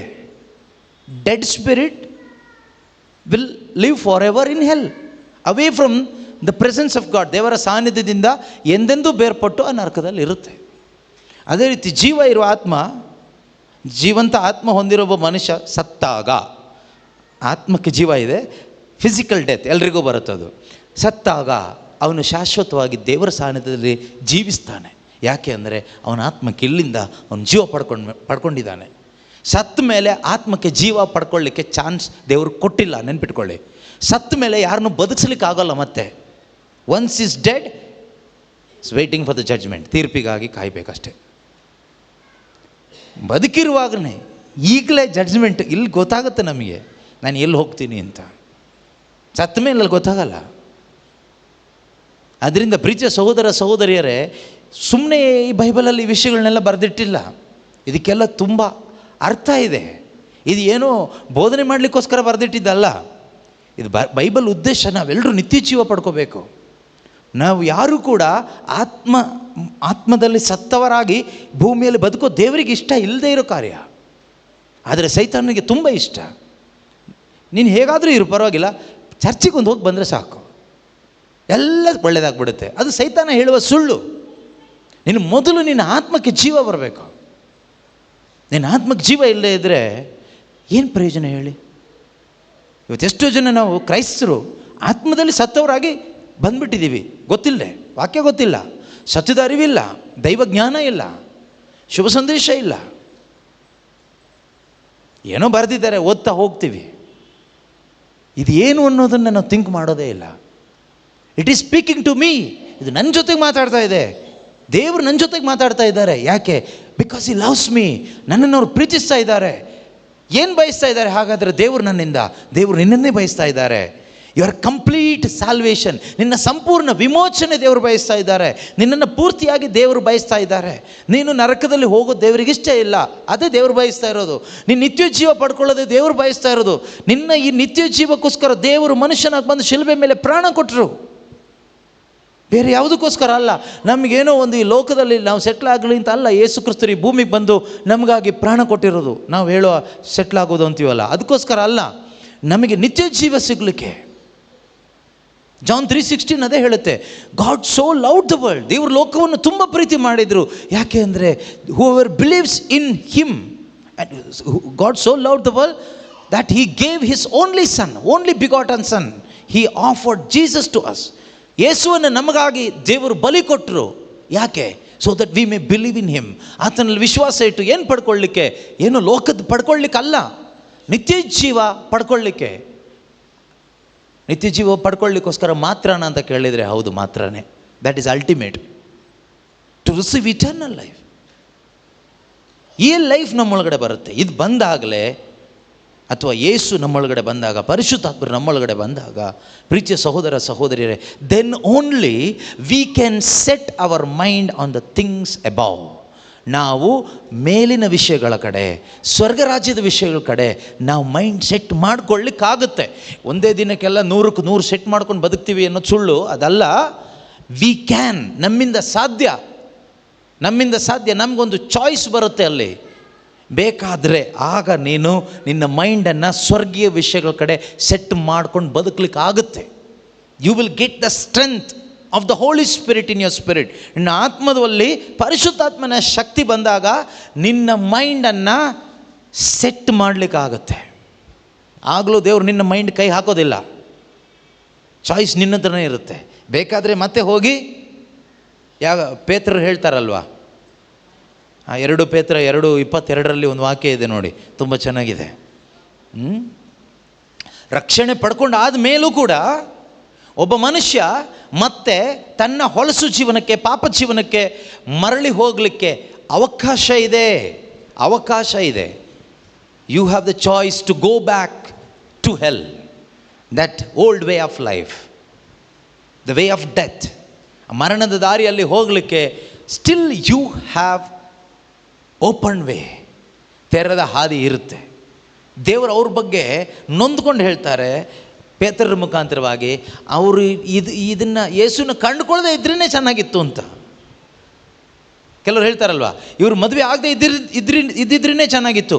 ಯಾಕೆ ಮದುವೆ ಆಗಿ ಇವನು ಇನ್ನೊಬ್ಬಳ ಜೊತೆಗೆ ಓಡೋಗಿ ಈ ಹೆಂಡತಿಗೆ ಯಾಕೆ ತೊಂದರೆ ಕೊಡಬೇಕು, ಈ ಮಗಳಿಗೆ ಯಾಕೆ ತೊಂದರೆ ಕೊಡಬೇಕು, ಈ ಹೆಣ್ಮಗಳ ಜೀವನ ಯಾಕೆ ಹಾಳು ಮಾಡಬೇಕು? ಅದ್ರ ಬದಲು ಇವನು ಮದುವೆ ಆಗದೆ ಇರ್ಬೋದಾಗಿತ್ತಲ್ಲ, ವ್ಯಭಿಚಾರ ಮಾಡ್ಕೊಂಡು ಹೀಗೆ ಇದ್ಬಿಡ್ಬೋದಾಗಿತ್ತಲ್ವ.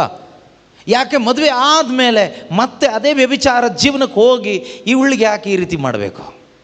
ಅದೇ ಒಂದು ಅರ್ಥದಲ್ಲಿ ಪೇತ್ರ ಹೇಳ್ತಾರೆ, ಯೇಸು ಸಂಬಂಧಕ್ಕೆ ಬಂದು ಯೇಸು ಜೊತೆಗೆ ಒಂದಾಗಿ ಆ ಪರಿಶುದ್ಧಾತ್ಮರನ್ನು ಅನುಭವಿಸಿ ಮತ್ತೆ ಅದೇ ಹೊಲಸು ಲೋಕದ ಜೀವನಕ್ಕೆ, ಮತ್ತೆ ಅದೇ ಹಣದ ವ್ಯಾಮೋಹ, ಅದೇ ಕುಡುಕುತನ, ಅದೇ ವ್ಯಭಿಚಾರ, ಅದೇ ಅನೈತಿಕ ಜೀವನ, ಅದೇ ವಿಗ್ರಹಾರಾಧನೆ, ಮಾಟ ಮಂತ್ರ, ಹೊಟ್ಟೆ ಕಿಚ್ಚು, ದ್ವೇಷ, ಪರದೂಷಣೆ, ಈ ಹೊಲಸು ಜೀವನ ಜೀವಿಸೋದಕ್ಕಿಂತ ಅವನು ಯೇಸುನ ಕಂಡುಕೊಳ್ಳದೆ ಇದ್ದಿದ್ರೇ ಚೆನ್ನಾಗಿತ್ತಲ್ವಾ.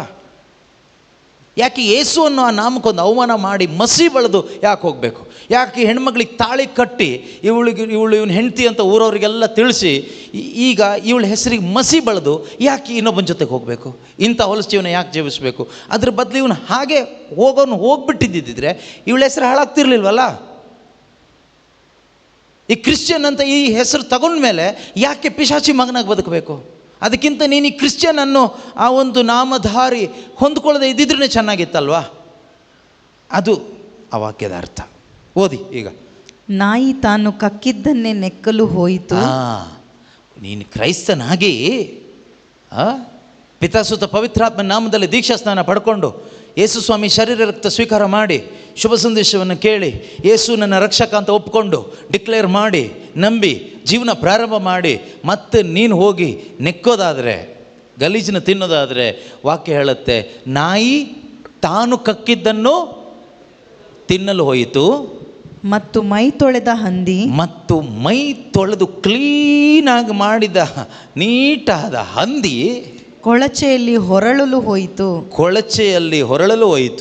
ಎಂಬ ಈ ಗಾದೆಗಳು ಇವರಿಗೆ ಸರಿಯಾಗಿ ಅನ್ವಯಿಸುತ್ತದೆ. ಈ ಥರ ಕ್ರೈಸ್ತರಿಗೆ ಸರಿಯಾಗಿ ಅನ್ವಯಿಸ್ತದೆ. ಇದು ಕ್ರೈಸ್ತರ ಬಗ್ಗೆ ಮಾತ್ರನೇ ಹೇಳಿದ, ಆಯ್ತಾ? This word is exclusively for Christians, not for any others. ಇದು ನಿಜವಾದ ಕ್ರೈಸ್ತರಿಗೆ, ಬಾರ್ನ್ ಅಗೇನ್ ಕ್ರಿಶ್ಚಿಯನ್ಸ್, ಅದರಲ್ಲೂ ಡಮ್ಮಿ ಪೀಸುಗಳಿಗೂ ಅಲ್ಲ, ಬಾರ್ನ್ ಅಗೇನ್ ಆಗಿ ಹೊಸದಾಗಿ ಹುಟ್ಟಿದ ಕ್ರೈಸ್ತರಿಗೆ ಹೇಳಿದಂಥ ಮಾತು. ತೊಳೆದ ಹಂದಿ ಎಲ್ಲಿಗೆ ಹೋಯ್ತಂತೆ? ಕೊಚ್ಚೆಯಲ್ಲಿ. ಕೆಲವ್ರ ಮೈಂಡಲ್ಲಿ ಈ ಥರ ಇದೆ, ಏನು ಗೊತ್ತಾ? ನಾವು ಪವಿತ್ರಾತ್ಮರನ್ನ ಪಡ್ಕೊಂಡ್ಬಿಟ್ರೆ ಆಮೇಲೆ ನಮ್ಮದು ಏನೂ ಇಲ್ಲ, ದೇವರು ನಮ್ಮನ್ನು ರೋಬೋಟ್ ಥರ ಕಂಟ್ರೋಲ್ ಮಾಡ್ತಾರೆ, ಬಟನ್ ಇಟ್ಕೊಂಡು ಕಂಟ್ರೋಲ್ ಮಾಡ್ತಾ ಇರ್ತಾರೆ, ನಮಗೇನು ಆರಾಮ್ ಅಂತ. ಆ ಥರ ಇಲ್ಲ. ದೇವರು ನಮ್ಮನ್ನು ರೋಬೋಟ್ ಥರ ಸೃಷ್ಟಿ ಮಾಡಿಲ್ಲ, ರೋಬೋಟ್ ಥರ ದೇವರು ನಮ್ಮನ್ನು ನಡೆಸೋದು ಇಲ್ಲ. ನಿಮ್ಮ ಬಟನ್ಸ್ ಎಲ್ಲ ನಿಮ್ಮ ಕೈಯಲ್ಲೇ ಇದೆ, ಆಯಿತಾ? ನೀವು ಪವಿತ್ರಾತ್ಮರನ್ನ ಪಡ್ಕೊಂಡಿದ್ದೀರಿ ಅಂತ ಹೇಳ್ಬಿಟ್ಟು ನಿಮ್ಮ ಕೈಯಲ್ಲಿರೋ ಮೊಬೈಲ್ ಫೋನ್ ದೇವ್ರು ಕಿತ್ಕೊಳ್ಳೋದಿಲ್ಲ, ನಿಮ್ಮ ಕೈಯಲ್ಲಿರೋ ರಿಮೋಟ್ ಕಂಟ್ರೋಲ್ ದೇವ್ರು ತಗೊಳ್ಳೋದಿಲ್ಲ. ಅಥವಾ ನಿಮ್ಮ ಬೆರಳಲ್ಲೇನೋ ಪವಿತ್ರಾತ್ಮರು ಹೀಗೆ ಚಲಿಸಿ ಇನ್ನು ಮುಂದೆ ನೀನು ಮೊಬೈಲ್ ಫೋನಲ್ಲಿ ಇಂಥ ಚಾನಲ್ ನೋಡಲೇಬಾರ್ದು ಅಂತ ಈ ರೀತಿ ವೈಬ್ರೇಷನ್ ಏನು ಮಾಡೋದಿಲ್ಲ. ಕೆಲವರು ಆ ರೀತಿ ತಿಳ್ಕೊಂಡಿದ್ದಾರೆ. ಈ ಕರಿಸ್ಮ್ಯಾಟಿಕ್ ಧ್ಯಾನಕ್ಕೆಲ್ಲ ಹೋಗಿ ಕೆಲವೊಂದು ಬೋಧನೆಗಳು ಕೇಳಿ ಕೆಲವ್ರು ಹೇಳ್ತಾರಲ್ಲ, ಬೋಧನೆ ಮಾಡುವಾಗ, ನಾನು ಟ್ರೈ ಮಾಡಿದೆ ಈ ಕೆಟ್ಟದ್ದನ್ನು ಒತ್ತಲಿಕ್ಕೆ, ಆದರೆ ಪವಿತ್ರಾತ್ಮರು ಬಿಟ್ಟಿಲ್ಲ, ನನ್ನ ಬೆರಳನ್ನು ಹೀಗೆ ಎಳ್ಕೊಂಡು ಹೋಗ್ತಾಯಿದ್ರು ಅಂತ. ಇದನ್ನು ಕೇಳುವಾಗ ಅವ್ರ ಮೈಂಡಲ್ಲಿ, ಓ ಹಾಗಾದರೆ ಪರಿಶುದ್ಧಾತ್ಮರು ಬಂದಮೇಲೆ ನಮ್ಮ ಬೆರಳನ್ನು ಕಂಟ್ರೋಲ್ ಮಾಡ್ತಾರೆ ಅಂತ. ನಿನ್ನ ಬೆರಳು ನಿನ್ನ ಕೈಯಲ್ಲೇ ಇರುತ್ತೆ, ನೀನು ಕಂಟ್ರೋಲ್ ಮಾಡ್ಕೋಬೇಕಷ್ಟೇ, ನೀನೇ ಕಂಟ್ರೋಲ್ ಮಾಡ್ಕೋಬೇಕು. ಮತ್ತು ಪವಿತ್ರಾತ್ಮರನ್ನ ಯಾಕೆ ಕೊಟ್ಟಿದ್ದು? ಮತ್ತೆ ಪವಿತ್ರಾತ್ಮರನ್ನ ನಿನಗೆ ಸಹಾಯಕರಾಗಿ ದೇವರು ಕೊಟ್ಟಿರೋದು. Even though you have the Holy Spirit, and that Holy Spirit is your helper to walk in the ways of the Lord. Holy Spirit will help you when you ask. He will answer you. Call to me, I will answer you. ನನ್ನನ್ನು ಬೇಡಿಕೋ, ನಾನು ಉತ್ತರ ಕೊಡ್ತೀನಿ. ನಾಕ್, I will open. ತಟ್ಟು, ನಾನು ತೆಗೆದುಕೊಡ್ತೀನಿ. ನೀನು ತಟ್ಟದೆ ದೇವರೇ ಜಾದೂ ಮಾಡೋ ಥರ ಏನು ಹೀಗೆ ಸಿನಿಮಾದಲ್ಲೆಲ್ಲ ಬಾಗಿಲು ಓಪನ್ ಆಗುತ್ತಲ್ಲ ದೇವ ಬಂದಾಗ, ಆ ರೀತಿ ಏನು ಓಪನ್ ಆಗುತ್ತೆ ಅಂತೆಲ್ಲ ತಿಳ್ಕೊಬೇಡಿ. ನೀನು ತಟ್ಟಿದರೆ ದೇವರು ಓಪನ್ ಮಾಡ್ತಾರೆ. ಆದರೆ ನಿನ್ನೊಳಗಡೆ ಪರಿಶುದ್ಧಾತ್ಮರು ಇಲ್ಲದೆ ತಟ್ಟಿದರೆ ತಟ್ತಾನೇ ಇರಬೇಕಾಗತ್ತೆ, ಏನೂ ಓಪನ್ ಆಗಲ್ಲ. ನಿನ್ನೊಳಗಡೆ ಪರಿಶುದ್ಧಾತ್ಮರು ಇರುವಾಗ ನೀನು ತಟ್ಟುವಾಗ ಓಪನ್ ಮಾಡಿ ಕೊಡ್ತಾರೆ. ನೀನು ತಟ್ಟದೇ ಇದ್ದರೆ ಅಲ್ಲೇ ಇರುತ್ತೆ. Holy spirit is our helper, he helps us. ಅವರು ನಮಗೆ ಸಹಾಯ ಮಾಡ್ತಾರೆ. ಈಗ ಪಾಪದ ಪ್ರಚೋದನೆ ಬಂತು, ಈಗ ಪವಿತ್ರಾತ್ಮ ನಮಗೆ ಸಹಾಯ ಮಾಡ್ತಾರೆ ಅದನ್ನು ಓವರ್ಕಮ್ ಮಾಡಲಿಕ್ಕೆ. When we pray, when we ask, ಪ್ರಾರ್ಥಿಸುವಾಗ, ಕೇಳುವಾಗ ಪರಿಶುದ್ಧಾತ್ಮರು ಸಹಾಯ ಮಾಡ್ತಾರೆ. ಇಲ್ಲದೇ ಇದ್ದರೆ ಹೋಗಿ ನಾಯಿ ಕಕ್ಕಿ ತಿಂದಾಗೆ ಬೀಳ್ತೀಯ ಮತ್ತು ಅದರಲ್ಲೇ. ಹಾಗೆ ಬಿದ್ದು ಎದ್ದು ಬದುಕೋದ್ರ ಬದಲು ನೀನು ಬಿದ್ದೇ ಇದ್ದಿದ್ರೆ ಎಷ್ಟು ಚೆನ್ನಾಗಿರ್ತಿತ್ತು ಅಂತ. ಯೇಸು ಸ್ವಾಮಿ ಒಬ್ಬನ ಬಗ್ಗೆ ಹೇಳುವಾಗ ಹೇಳ್ತಾರೆ, ಅವನು ಹುಟ್ಟದೇ ಇದ್ದಿದ್ರೇ ಚೆನ್ನಾಗಿರ್ತಿತ್ತು ಅಂತ. ಯಾರ ಬಗ್ಗೆ? ಹಾಂ, ಏನಪ್ಪ ಯೇಸು ಹಿಂಗೆ ಹೇಳ್ಬಿಟ್ರು ಅಂತ. ನನ್ನ ಬಗ್ಗೆ ನಿಮ್ಮ ಬಗ್ಗೆ ಯೇಸು ಹಾಗೆ ಹೇಳೋ ಸಾಧ್ಯತೆ ಇದೆಯಾ? ಜೂದಾಸ್ ಬಗ್ಗೆ ಹೇಳಿದ್ಮೇಲೆ ನನ್ನ ಬಗ್ಗೆನೂ ಹೇಳ್ಬೋದಲ್ವಾ, ನಿಮ್ಮ ಬಗ್ಗೆನೂ ಹೇಳ್ಬೋದಲ್ವಾ? ಆ ರೀತಿ ಹೇಳದೆ ಇರೋ ಹಾಗೆ ನಾವು ಬದುಕಬೇಕೀಗ. ಆ ವಾಕ್ಯ ನಮ್ಮ ಜೀವನದಲ್ಲಿ ನೆರವೇರಬಾರ್ದು. ಯಾವ ವಾಕ್ಯ? ಕೆಲವು ಟೈಮ್ ನಾವು ಹೇಳ್ತೀವಿ, ಗೊತ್ತಿಲ್ಲದೆ, ಅರಿವಿಲ್ಲದೆ, ಅಜ್ಞಾನದಲ್ಲಿ ಯಾರೋ ಹೇಳ್ಕೊಟ್ಟಿದ್ದೀನಿ ಹೇಳ್ತೀವಿ. ದೇವರ ಬೈಬಲ್ನಲ್ಲಿ ಬರೆದಿರೋದೆಲ್ಲ ನನ್ನ ಜೀವನದಲ್ಲಿ ನೆರವೇರಲಿ ದೇವರೇ ಅಂತ ಹೇಳ್ತೀವಿ. ಜೂದಾಸ್ ನೇಣಾಕೊಂಡು ಸತ್ತಿದ್ದು ಇದೆ ಅದರಲ್ಲಿ, ಅದು ನೆರವೇರಲಿ ನಿಮ್ಮ ಜೀವನದಲ್ಲಿ? ಹಾಂ, ಅದಕ್ಕೆ ಸ್ವಲ್ಪ ನಾವು ವಿವೇಕದಿಂದ ಹೇಳಬೇಕು. ಸುಮ್ಮನೆ ಬಾಯಿಗೆ ಬಂದಿದ್ದೆಲ್ಲ ಹೇಳಬಾರ್ದು.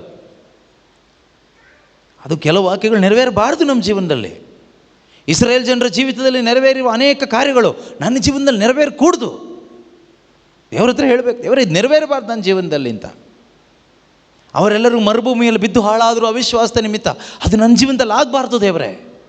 ಯೇಸು ಹೇಳಿದರು, ಇವನು ಹುಟ್ಟದೇ ಇದ್ದಿದ್ರೆ ಎಷ್ಟೋ ಚೆನ್ನಾಗಿರ್ತಿತ್ತು. ಕೆಲವೊಂದು ಅಪ್ಪ ಅಮ್ಮ ಹೇಳ್ತಾರಲ್ಲ, ಮಕ್ಕಳು ನೋಡಿ ತೀರಾ ಸಹಿಸ್ಲಿಕ್ಕೆ ಆಗದೆ ಇದ್ದಾಗ, ಅವ್ರು ಟಾರ್ಚರ್ ತಡ್ಕೊಳ್ಳಿಕ್ಕೆ ಆಗದೆ ಇದ್ದಾಗ, ಈ ನನ್ನ ಮಗ ಹುಟ್ಟದೇ ಇದ್ದಿದ್ರೆ ಚೆನ್ನಾಗಿರ್ತಾ ಇತ್ತು, ಇವಳು ಹುಟ್ಟದೇ ಇದ್ದಿದ್ರೆ ಚೆನ್ನಾಗಿರ್ತಾ ಇತ್ತು. ಹಾಗೇ ಯೇಸು ಕ್ರಿಸ್ತರು ಜೂದಾಸ್ ಬಗ್ಗೆ ಹೇಳ್ತಾರೆ, ಇವನು ಹುಟ್ಟದೇ ಇದ್ದಿದ್ರೇ ಎಷ್ಟೋ ಚೆನ್ನಾಗಿರ್ತಾ ಇತ್ತು.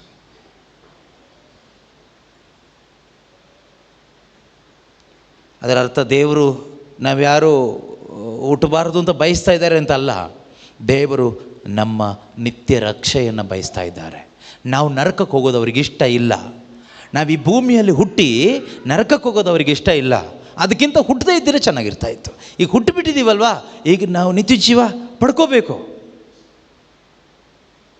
ಇದು ಪಡ್ಕೊಳ್ಳಿಕ್ಕೆ ನಾವೇನು ದೊಡ್ಡ ತ್ಯಾಗ ಮಾಡೋದು ಬೇಕಾಗಿಲ್ಲ. ಪ್ರೀತಿಯ ಸಹೋದರ ಸಹೋದರಿಯರೇ, ನಮಗೋಸ್ಕರ ಯೇಸು ತ್ಯಾಗ ಮಾಡಿದ್ದಾರೆ. ಆ ಯೇಸುನ ಹಿಡ್ಕೊಂಡ್ರೆ ಸಾಕು, ಆ ಯೇಸುನ ಹಿಡ್ಕೊಂಡು ಬದುಕಿದ್ರೆ ಸಾಕು. ಈಗ ಒಬ್ಬ ಬಾವಿನಲ್ಲಿ ಕೆಸರಲ್ಲಿ ಬಿದ್ದಿದ್ದಾನಂತ ಇಟ್ಕೊಳ್ಳಿ, ಎಲ್ಲಿ ಯಾವುದೋ ದೊಡ್ಡ ಆಳವಾದ ಒಂದು ಪ್ರಪಾತ, ಅಲ್ಲಿ ಫುಲ್ಲು ಕೆಸರಿದೆ, ಕೆಸರಿಗೆ ಬಿದ್ದುಬಿಟ್ಟಿದ್ದಾನೆ. ಈಗ ಮೇಲಿಂದ ಯಾರೋ ಒಬ್ಬರು ಒಂದು ರೋಪ್ ಹಾಕಿದ್ದಾರೆ, ಒಂದು ಹಗ್ಗ ಇಳಿಸಿದ್ದಾರೆ ಕೆಳಗಡೆ. ಈಗ ಅವನು ಮೇಲೆ ಬರಬೇಕಾದ್ರೆ ಏನು ಮಾಡಬೇಕು? ಆ ಹಗ್ಗನ ಗಟ್ಟಿ ಹಿಡ್ಕೊಂಡ್ರೆ ಸಾಕಾ, ಅಥವಾ ಬೇರೆ ಏನಾದರೂ ಎಕ್ಸ್ಟ್ರಾ ಸರ್ಕಸ್ ಮಾಡಬೇಕಾ? ಆ ಹಗ್ಗ ಹಿಡ್ಕೊಂಡ್ಬಿಟ್ರೆ ಸಾಕು, ಮೇಲಿದ್ದವರು ಎತ್ಕೊಳ್ತಾರೆ. ನೀನು ಬೇರೆ ಏನು ಮಾಡೋದು ಬೇಡ. ತಂದೆಯಾದ ದೇವರು ಸಕಲ ಮನುಷ್ಯರ ರಕ್ಷಣೆಗಾಗಿ ಈ ಪಾಪದ ಕೆಸರಿನಿಂದ, ಈ ಪಾಪದ ಬಾವಿಯಿಂದ ನನ್ನನ್ನು ನಿಮ್ಮನ್ನು ಮೇಲೆ ಕೆತ್ತಲಿಕ್ಕೆ ಸ್ವರ್ಗದಿಂದ ರಿಲೀಸ್ ಮಾಡಿದ ಆ ಹಗ್ಗವೇ ಯೇಸು ಕ್ರಿಸ್ತರು. ನಾವು ಮಾಡಬೇಕಾಗಿರೋದು ಒಂದೇ, ಆ ಹಗ್ಗನ ಹಿಡ್ಕೊಂಡ್ಬಿಟ್ರೆ ಸಾಕು, ತಂದೆಯಾದ ದೇವರು ಮೇಲಕ್ಕೆ ನಮ್ಮನ್ನು ಎತ್ಕೊಳ್ತಾರೆ ಯೇಸುವಿನ ಮುಖಾಂತರ. ಮತ್ತೆ ಕೇಳಿಸ್ಕೊಳ್ಳಿ, ಇನ್ಯಾವುದು ಸೈಡಿಗೆ ಮತ್ತೆ 2-3 ಹಗ್ಗ ಬಿಟ್ಟಿಲ್ಲ, ಆಯಿತಾ? ಒಂದೇ ಒಂದು ಹಗ್ಗ, ಆ ಹಗ್ಗದ ಹೆಸರೇ Jesus Christ. The only rope is Jesus Christ. ಯೇಸು ಹೇಳ್ತಾರೆ, ನಾನಲ್ಲದೆ ಪಿತನ ಬಳಿಗೆ ಹೋಗಲಿಕ್ಕೆ ಸಾಧ್ಯನೇ ಇಲ್ಲ. ಇದು ಅವರೇ ಹೇಳಿದ್ದು. ಇನ್ಯಾರಾದರೂ ನಿಮಗೆ ಬಂದುಬಿಟ್ಟು ಈ ಒಂದು ದಾರಿ ಶಾರ್ಟ್ ಕಟ್ ಇದೆ, ಹೀಗೂ ಹೋಗ್ಬೋದು ಅಂತ ಹೇಳಿದರೆ ಅವರು ಪಿಶಾಚಿಯ ಏಜೆಂಟ್ ಆಗಿರ್ತಾರೆ. ಯಾಕೆಂದರೆ ಪಿಶಾಚಿ ಕೆಲಸ ಹೇಗಾದರೂ ನಿಮಗೆ ಮೋಸ ಮಾಡಿ ನರಕಕ್ಕೆ ತೊಗೊಂಡೋಗ್ಬೇಕು ಅಂತ. ನೀವು ಯೇಸು ಆಗಿರುವ ಹಗ್ಗನ ಬಿಟ್ಟು ಬೇರೆ ಯಾವುದೇ ಹಗ್ಗಗಳಿರ್ಬೋದು, ಬೇರೆ ಹಿಡ್ಕೊಂಡ್ರೆ ಮೇಲೆ ಹೋಗಲ್ಲ, ದೊಪ್ಪ ಅಂತ ಅರ್ಧಕ್ಕೆ ಹೋಗಿ ಕೆಳಗೆ ಬಿದ್ದು ಸ್ವಲ್ಪ ಸ್ವಲ್ಪ ಕುತ್ತಿಗೆ ಮೇಲಿದ್ದಿದ್ದು ಪೂರ್ತಿ ಮುಚ್ಚೋಗ್ಬಿಡ್ತೀರ ಅಷ್ಟೇ. ಆದ್ದರಿಂದ ಯೇಸು ಮಾತ್ರನೇ ನಮ್ಮ ರಕ್ಷಣೆಯ ಹಗ್ಗ. Jesus is the only rope of our salvation, rope for our salvation. He is the only rope, came down from heaven, released from heaven. God released that rope, that spiritual rope called Jesus Christ for our redemption from the pit of sin. ಈ ಪಾಪದ ಗುಂಡಿಯಿಂದ ನಮಗೆ ಮೇಲೆಗೆ ಬರಲಿಕ್ಕೆ ಯಾವ ಮನುಷ್ಯನಿಗೂ ಪ್ರಯತ್ನ ಪಟ್ಟರೆ ಆಗೋದಿಲ್ಲ. ಆ ಗುಂಡಿಯಿಂದ ಮೇಲೆ ಬರಲಿಕ್ಕೆ ಕೆಸರು, ಪೂರ್ತಿ ಕೆಸರಲ್ಲಿ ಮುಳುಗ್ಬಿಟ್ಟಿದ್ದೀರಾ, ಸೆಂಟ್ರಲ್ಲಿ ಹಿಡ್ಕೊಳ್ಳಿಕ್ಕೆ ಏನೂ ಇಲ್ಲ, ನಿನಗೆ ಮೇಲೆ ಬರಲಿಕ್ಕೆ ಚಾನ್ಸೇ ಇಲ್ಲ, ಅಲ್ಲೇ ಇರಬೇಕು, ಶಾಶ್ವತವಾಗಿ ಅಲ್ಲೇ ಇರಬೇಕಷ್ಟೇ. ನಿತ್ಯ ಮರಣ, ಅದೇ ನಿತ್ಯ ಮರಣ. ಆದರೆ ದೇವರು ಮೇಲಿಂದ ರಿಲೀಸ್ ಮಾಡಿದರು ಜೀಸಸ್ನ. ವಿಶ್ವಾಸ ಇಟ್ಟವನಿಗೆ ರಕ್ಷಣೆ, ಒಂದು ಚಾನ್ಸ್ ಕೊಡೋಣ ಅಂತ. ಹಿಡ್ಕೊಂಡ್ರೆ ಸಾಕು, ಬೇರೆ ಏನು ಮಾಡಬೇಡಿ. ಹಿಡ್ಕೊಂಡು ಬೇರೆ ಏನು ನೀವು ಎಕ್ಸ್ಟ್ರಾ ಮಾಡ್ಲಿಕ್ಕೆ ಹಿಡ್ಕೊಂಡು ಮತ್ತು ಬೈಬಲೆಲ್ಲ ಓದ್ಲಿಕ್ಕೆ ಹೋದ್ರೆ ಕೈ ಬಿಟ್ಟೋಗುತ್ತೆ, ಆಯಿತಾ? ಕೆಲವರು ಯೋಚನೆ, ನಾವು ಕೈ ಎತ್ತಿ 2 ಕೈ ಎತ್ತಿ ಹಲ್ಲೆಲ್ಲೂ ಹೇಳಿದ್ರೆ ಮೇಲೆ ಹೋಗ್ಬೋದು ಅಂತ. ಈ ಹಗ್ಗ ಹಿಡಿಯೋದು ಬಿಟ್ಬಿಟ್ಟು ನೀನು 2 ಕೈ ಎತ್ತಿ ಹಲ್ಲೆಲ್ಲೂ ಹೇಳಿದ್ರೆ ಮೇಲೆ ಬರ್ತೀಯ ಅಂತ ತಿಳ್ಕೊಂಡ್ರೆ ಕೆಳಗೆ ಹೋಗ್ತೀಯ. ನಿನ್ನ ಹಲ್ಲೆಲ್ಲೂ ಮೇಲೆ ಕರ್ಕೊಂಡು ಬರೋದಿಲ್ಲ. ನಿನ್ನನ್ನು ಮೇಲೆ ಬಂದಮೇಲೆ ಹಲ್ಲೆಲ್ಲೂ ಹೇಳು, ಪರವಾಗಿಲ್ಲ. ಮೇಲೆ ಬರೋ ತನಕ ಯಾರು ಹಿಡ್ಕೋಬೇಕು? ಯೇಸುನ ಮಾತ್ರ ಹಿಡ್ಕೋಬೇಕು, ಓನ್ಲಿ ಜೀಸಸ್. ಆ ವಾಕ್ಯ ಓದೋಣ, ತುಂಬ ಚೆನ್ನಾಗಿದೆ ಅಲ್ವಾ? ಜಾನ್ 14:6 and 7, ಯೋಹಾನನು ಬರೆದ ಶುಭ ಸಂದೇಶ 14ನೇ ಅಧ್ಯಾಯ 6 ಮತ್ತು 7ನೇ ವಾಕ್ಯ. ಮತ್ತು ನೀವು ಕೇಳ್ಬೋದು, ಮತ್ತು ಈ ಶಾರ್ಟ್ ಕಟ್ಟು, ಸೈಡ್ ಕಟ್ಟು, ಅದು ಇದು ಎಲ್ಲ ಇದೆಯಲ್ಲ ಅಂತ. ಎಲ್ಲ ಸೈತಾನನ ಸೆಟಪ್ಗಳು ಸುಮಾರು ಇಟ್ಟಿದ್ದಾನೆ ಪಿಶಾಚಿ. ನಾನು ಹೇಳ್ತಾ ಇರೋದು ನಿತ್ಯ ಜೀವಕ್ಕೆ, ಪಾಪದ ಈ ಬಂಧನದಿಂದ ಬಿಡುಗಡೆಗೆ ಶಾರ್ಟ್ ಕಟ್ ಪ್ರಿಪೇರ್ ಮಾಡಿ ಇಟ್ಟಿರೋದೆಲ್ಲ ಪಿಶಾಚಿನೇ. ಆದರೆ ಅದು ಯಾವುದು ಶಾರ್ಟ್ ಕಟ್ ಇಲ್ಲ. First of all, there is no short cut. ಪ್ರೇಷಿತರ ಕಾರ್ಯಕಲಾಪ 4:12 ಹೇಳುತ್ತೆ, ಆಕಾಶದ ಕೆಳಗೆ ಭೂಮಿಯ ಮೇಲೆ ಈ ನಾಮದಿಂದ ಅಲ್ಲದೆ ಇನ್ಯಾವ ನಾಮದಿಂದಲೂ ನಮಗೆ ಜೀವೋದ್ಧಾರ ಇಲ್ಲ. There is no salvation except by the name of Jesus. ಯೇಸುವಿನ ನಾಮದಿಂದ ಅಲ್ಲದೆ ಇನ್ಯಾವ ನಾಮದಿಂದಲೂ ಅಥವಾ ಅವರಿಂದ ಅಲ್ಲದೆ ಇನ್ಯಾರಿಂದಲೂ ನಮಗೆ ಪಾಪ ಕ್ಷಮೆ ಇಲ್ಲ, ನಿತ್ಯ ಜೀವ ಇಲ್ಲ. ಓಕೆ, ಇದನ್ನು ಸರಿಯಾಗಿ ನಮ್ಗೆ ಅರ್ಥ ಆಗಬೇಕು, ನಮ್ಮ ಒಳಗಡೆ ಇದು ಮನವರಿಕೆ ಆಗಬೇಕು, ಅಗ್ರಿ ಆಗಬೇಕು, ಒಪ್ಪಿಗೆ ಆಗಬೇಕು. ಆಗ ಮಾತ್ರನೇ, ಇಲ್ಲಾಂದರೆ ಈ ರಕ್ಷಣೆ ನಮ್ಗೆ ಅನುಭವಿಸ್ಲಿಕ್ಕೆ ಆಗಲ್ಲ. ಓಕೆ, ಓದಿ ನೋಡೋಣ ಈ 2 ವಾಕ್ಯ. ಅದಕ್ಕೆ ಯೇಸು, ಮಾರ್ಗವು ಸತ್ಯವೂ ಜೀವವೂ ನಾನೇ. ಅದು ಈಗ ಓದಿದ್ರೆ ಚೆನ್ನಾಗಿರುತ್ತೆ. ನಾನು ಮಾತ್ರವೇ ಮಾರ್ಗ, ಹೇಳಿ ನೋಡೋಣ. ನಾನು ಮಾತ್ರವೇ ಸತ್ಯ, ನಾನು ಮಾತ್ರವೇ ಜೀವ ಎಂದು ಯೇಸು ನುಡಿದರು. ಯಾರು ಮಾತ್ರ? ನಾನು ಮಾತ್ರವೇ ಅಂತ ಹೇಳುವಾಗ ಅದೇನಾಯಿತು? ಎಕ್ಸ್ಕ್ಲೂಸಿವ್ ಆಯಿತು, ಇನ್ನಿಲ್ಲ, ನೋ ಅದರ್ ವೇ ಅಂತ. ನಾನು ಮಾತ್ರವೇ ಜೀವ ಅಂತ ಹೇಳುವಾಗ ದಟ್ ಈಸ್ ಎಕ್ಸ್ಕ್ಲೂಸಿವ್ ಆಯಿತು, ಬೇರೆ ಯಾರೂ ಇಲ್ಲ, ನೋ ಬಡಿ ಈಸ್ ಇನ್ಕ್ಲೂಡೆಡ್, ಯಾರೂ ಸೇರಿಲ್ಲ ಇದಕ್ಕೆ. ನಾನು ಮಾತ್ರವೇ ಸತ್ಯ ಅಂತ ಹೇಳುವಾಗ ಎಕ್ಸ್ಕ್ಲೂಸಿವ್ ಆಯಿತು. This is N exclusive statement. ಏನಾದರೂ ಅರ್ಥ ಆಗ್ತಾ ಇದೆಯಾ? ಸ್ವಲ್ಪ ಏನೋ ಅರ್ಥ ಆಗುತ್ತೆ ಅಲ್ವಾ? ಸಾಕು, ಅಷ್ಟೇ ಅರ್ಥ ಆದರೆ, ಅಷ್ಟಾದರೂ ಅರ್ಥ ಆದರೆ ಸಾಕು. Praise the Lord. ಈ ಧ್ಯಾನದಲ್ಲಿ ಏನು ಅರ್ಥ ಆಯಿತು ಕೇಳಿದರೆ ಸ್ವಲ್ಪ ಏನೋ ಅರ್ಥ ಆಯಿತು, ಅಷ್ಟೇ ಸಾಕು, ಅಷ್ಟು ಅರ್ಥ ಆದರೆ ಸಾಕು. Praise the Lord. ಯೇಸುವೇ ಸ್ತೋತ್ರ. ಓಕೆ, ನೆಕ್ಸ್ಟ್ 7ನೇ ವಾಕ್ಯ. ನನ್ನ ಮುಖಾಂತರ ಬಾರದ ಹೊರತು, ಕೇಳಿಸ್ಕೊಳ್ಳಿ, ಯೇಸು ಹೇಳ್ತಾ ಇದ್ದಾರೆ, ನನ್ನ ಮುಖಾಂತರ ಬಾರದ ಹೊರತು ಯಾರೂ ಪಿತನ ಬಳಿಗೆ ಬರಲಾರರು. ಯಾರು ಪಿತನ ಬಳಿಗೆ ಬರಲಿಕ್ಕೆ ಆಗೋದಿಲ್ಲ. ನನ್ನ ಮುಖಾಂತರ ಬಾರದ ಹೊರತು ಯಾರು ಪಿತನ ಬಳಿಗೆ ಬರಲಿಕ್ಕೆ ಆಗೋದಿಲ್ಲ. ಹಾಗಾದರೆ ಈಗ ನಾವೊಂದು ಪಾಪ ಮಾಡಿಬಿಟ್ಟಿದ್ದೀವಿ. ಈಗೇನು ಮಾಡೋಣ? ಈಗ ಒಂದೇ ದಾರಿ. ಪಾಪ ಮಾಡಿದ ಮೇಲೂ, ಪಾಪ ಮಾಡೋದಕ್ಕಿಂತ ಮೊದಲು ಇದ್ದಿದ್ದು ಒಂದೇ ದಾರಿ ನಮ್ಮ ರಕ್ಷಣೆಗೆ, ಅದು ಯೇಸು ಮಾತ್ರನೇ. ಈಗೇನು ಮಾಡಬೇಕು ನಾವು? ದೇವರು ನನ್ನನ್ನು ಯೇಸು ಕ್ರಿಸ್ತನ ಮುಖಾಂತರ ಕ್ಷಮಿಸಿದ್ದಾರೆ, ಪ್ರೀತಿಸಿದ್ದಾರೆ ಎಂದು ನಂಬಬೇಕು. ಫಸ್ಟ್ ಏನು ಮಾಡಬೇಕು? ದೇವರು ನನ್ನನ್ನು ಯೇಸು ಕ್ರಿಸ್ತನ ಮುಖಾಂತರ ಕ್ಷಮಿಸಿದ್ದಾರೆ ಮತ್ತು ಪ್ರೀತಿಸಿದ್ದಾರೆ ಎಂದು ನಂಬಿ, ನಾನು ಏನು ಪಾಪ ಮಾಡಿ ಅವರಿಂದ ಈಗ ಆ ಅನ್ಯೋನ್ಯತೆಯಿಂದ ಬೇರ್ಪಟ್ಟು ಹೋಗಿದ್ದೀನೋ ಅದನ್ನೆಲ್ಲ ಒಪ್ಕೊಬಿಟ್ರೆ ಸಾಕು. ಒಪ್ಕೊಳ್ಳೋದಂದರೆ ಹೇಗೆ? 2 ರೀತಿಯಲ್ಲಿ, ಟೂ ವೇಸ್ ಅನ್ನೋದಕ್ಕಿಂತ 2 ಸ್ಟೆಪ್ಸ್ ಅಂತ ಹೇಳೋಣ ಬೇಕಾದರೆ. ಪಾಪವನ್ನು ಒಪ್ಪಿಕೊಳ್ಳಿ 2 ಸ್ಟೆಪ್ಸ್. ಒಂದು, making a decision to walk in God's way rather than my own way. Today onwards I will make a decision to walk in his way rather than my own way.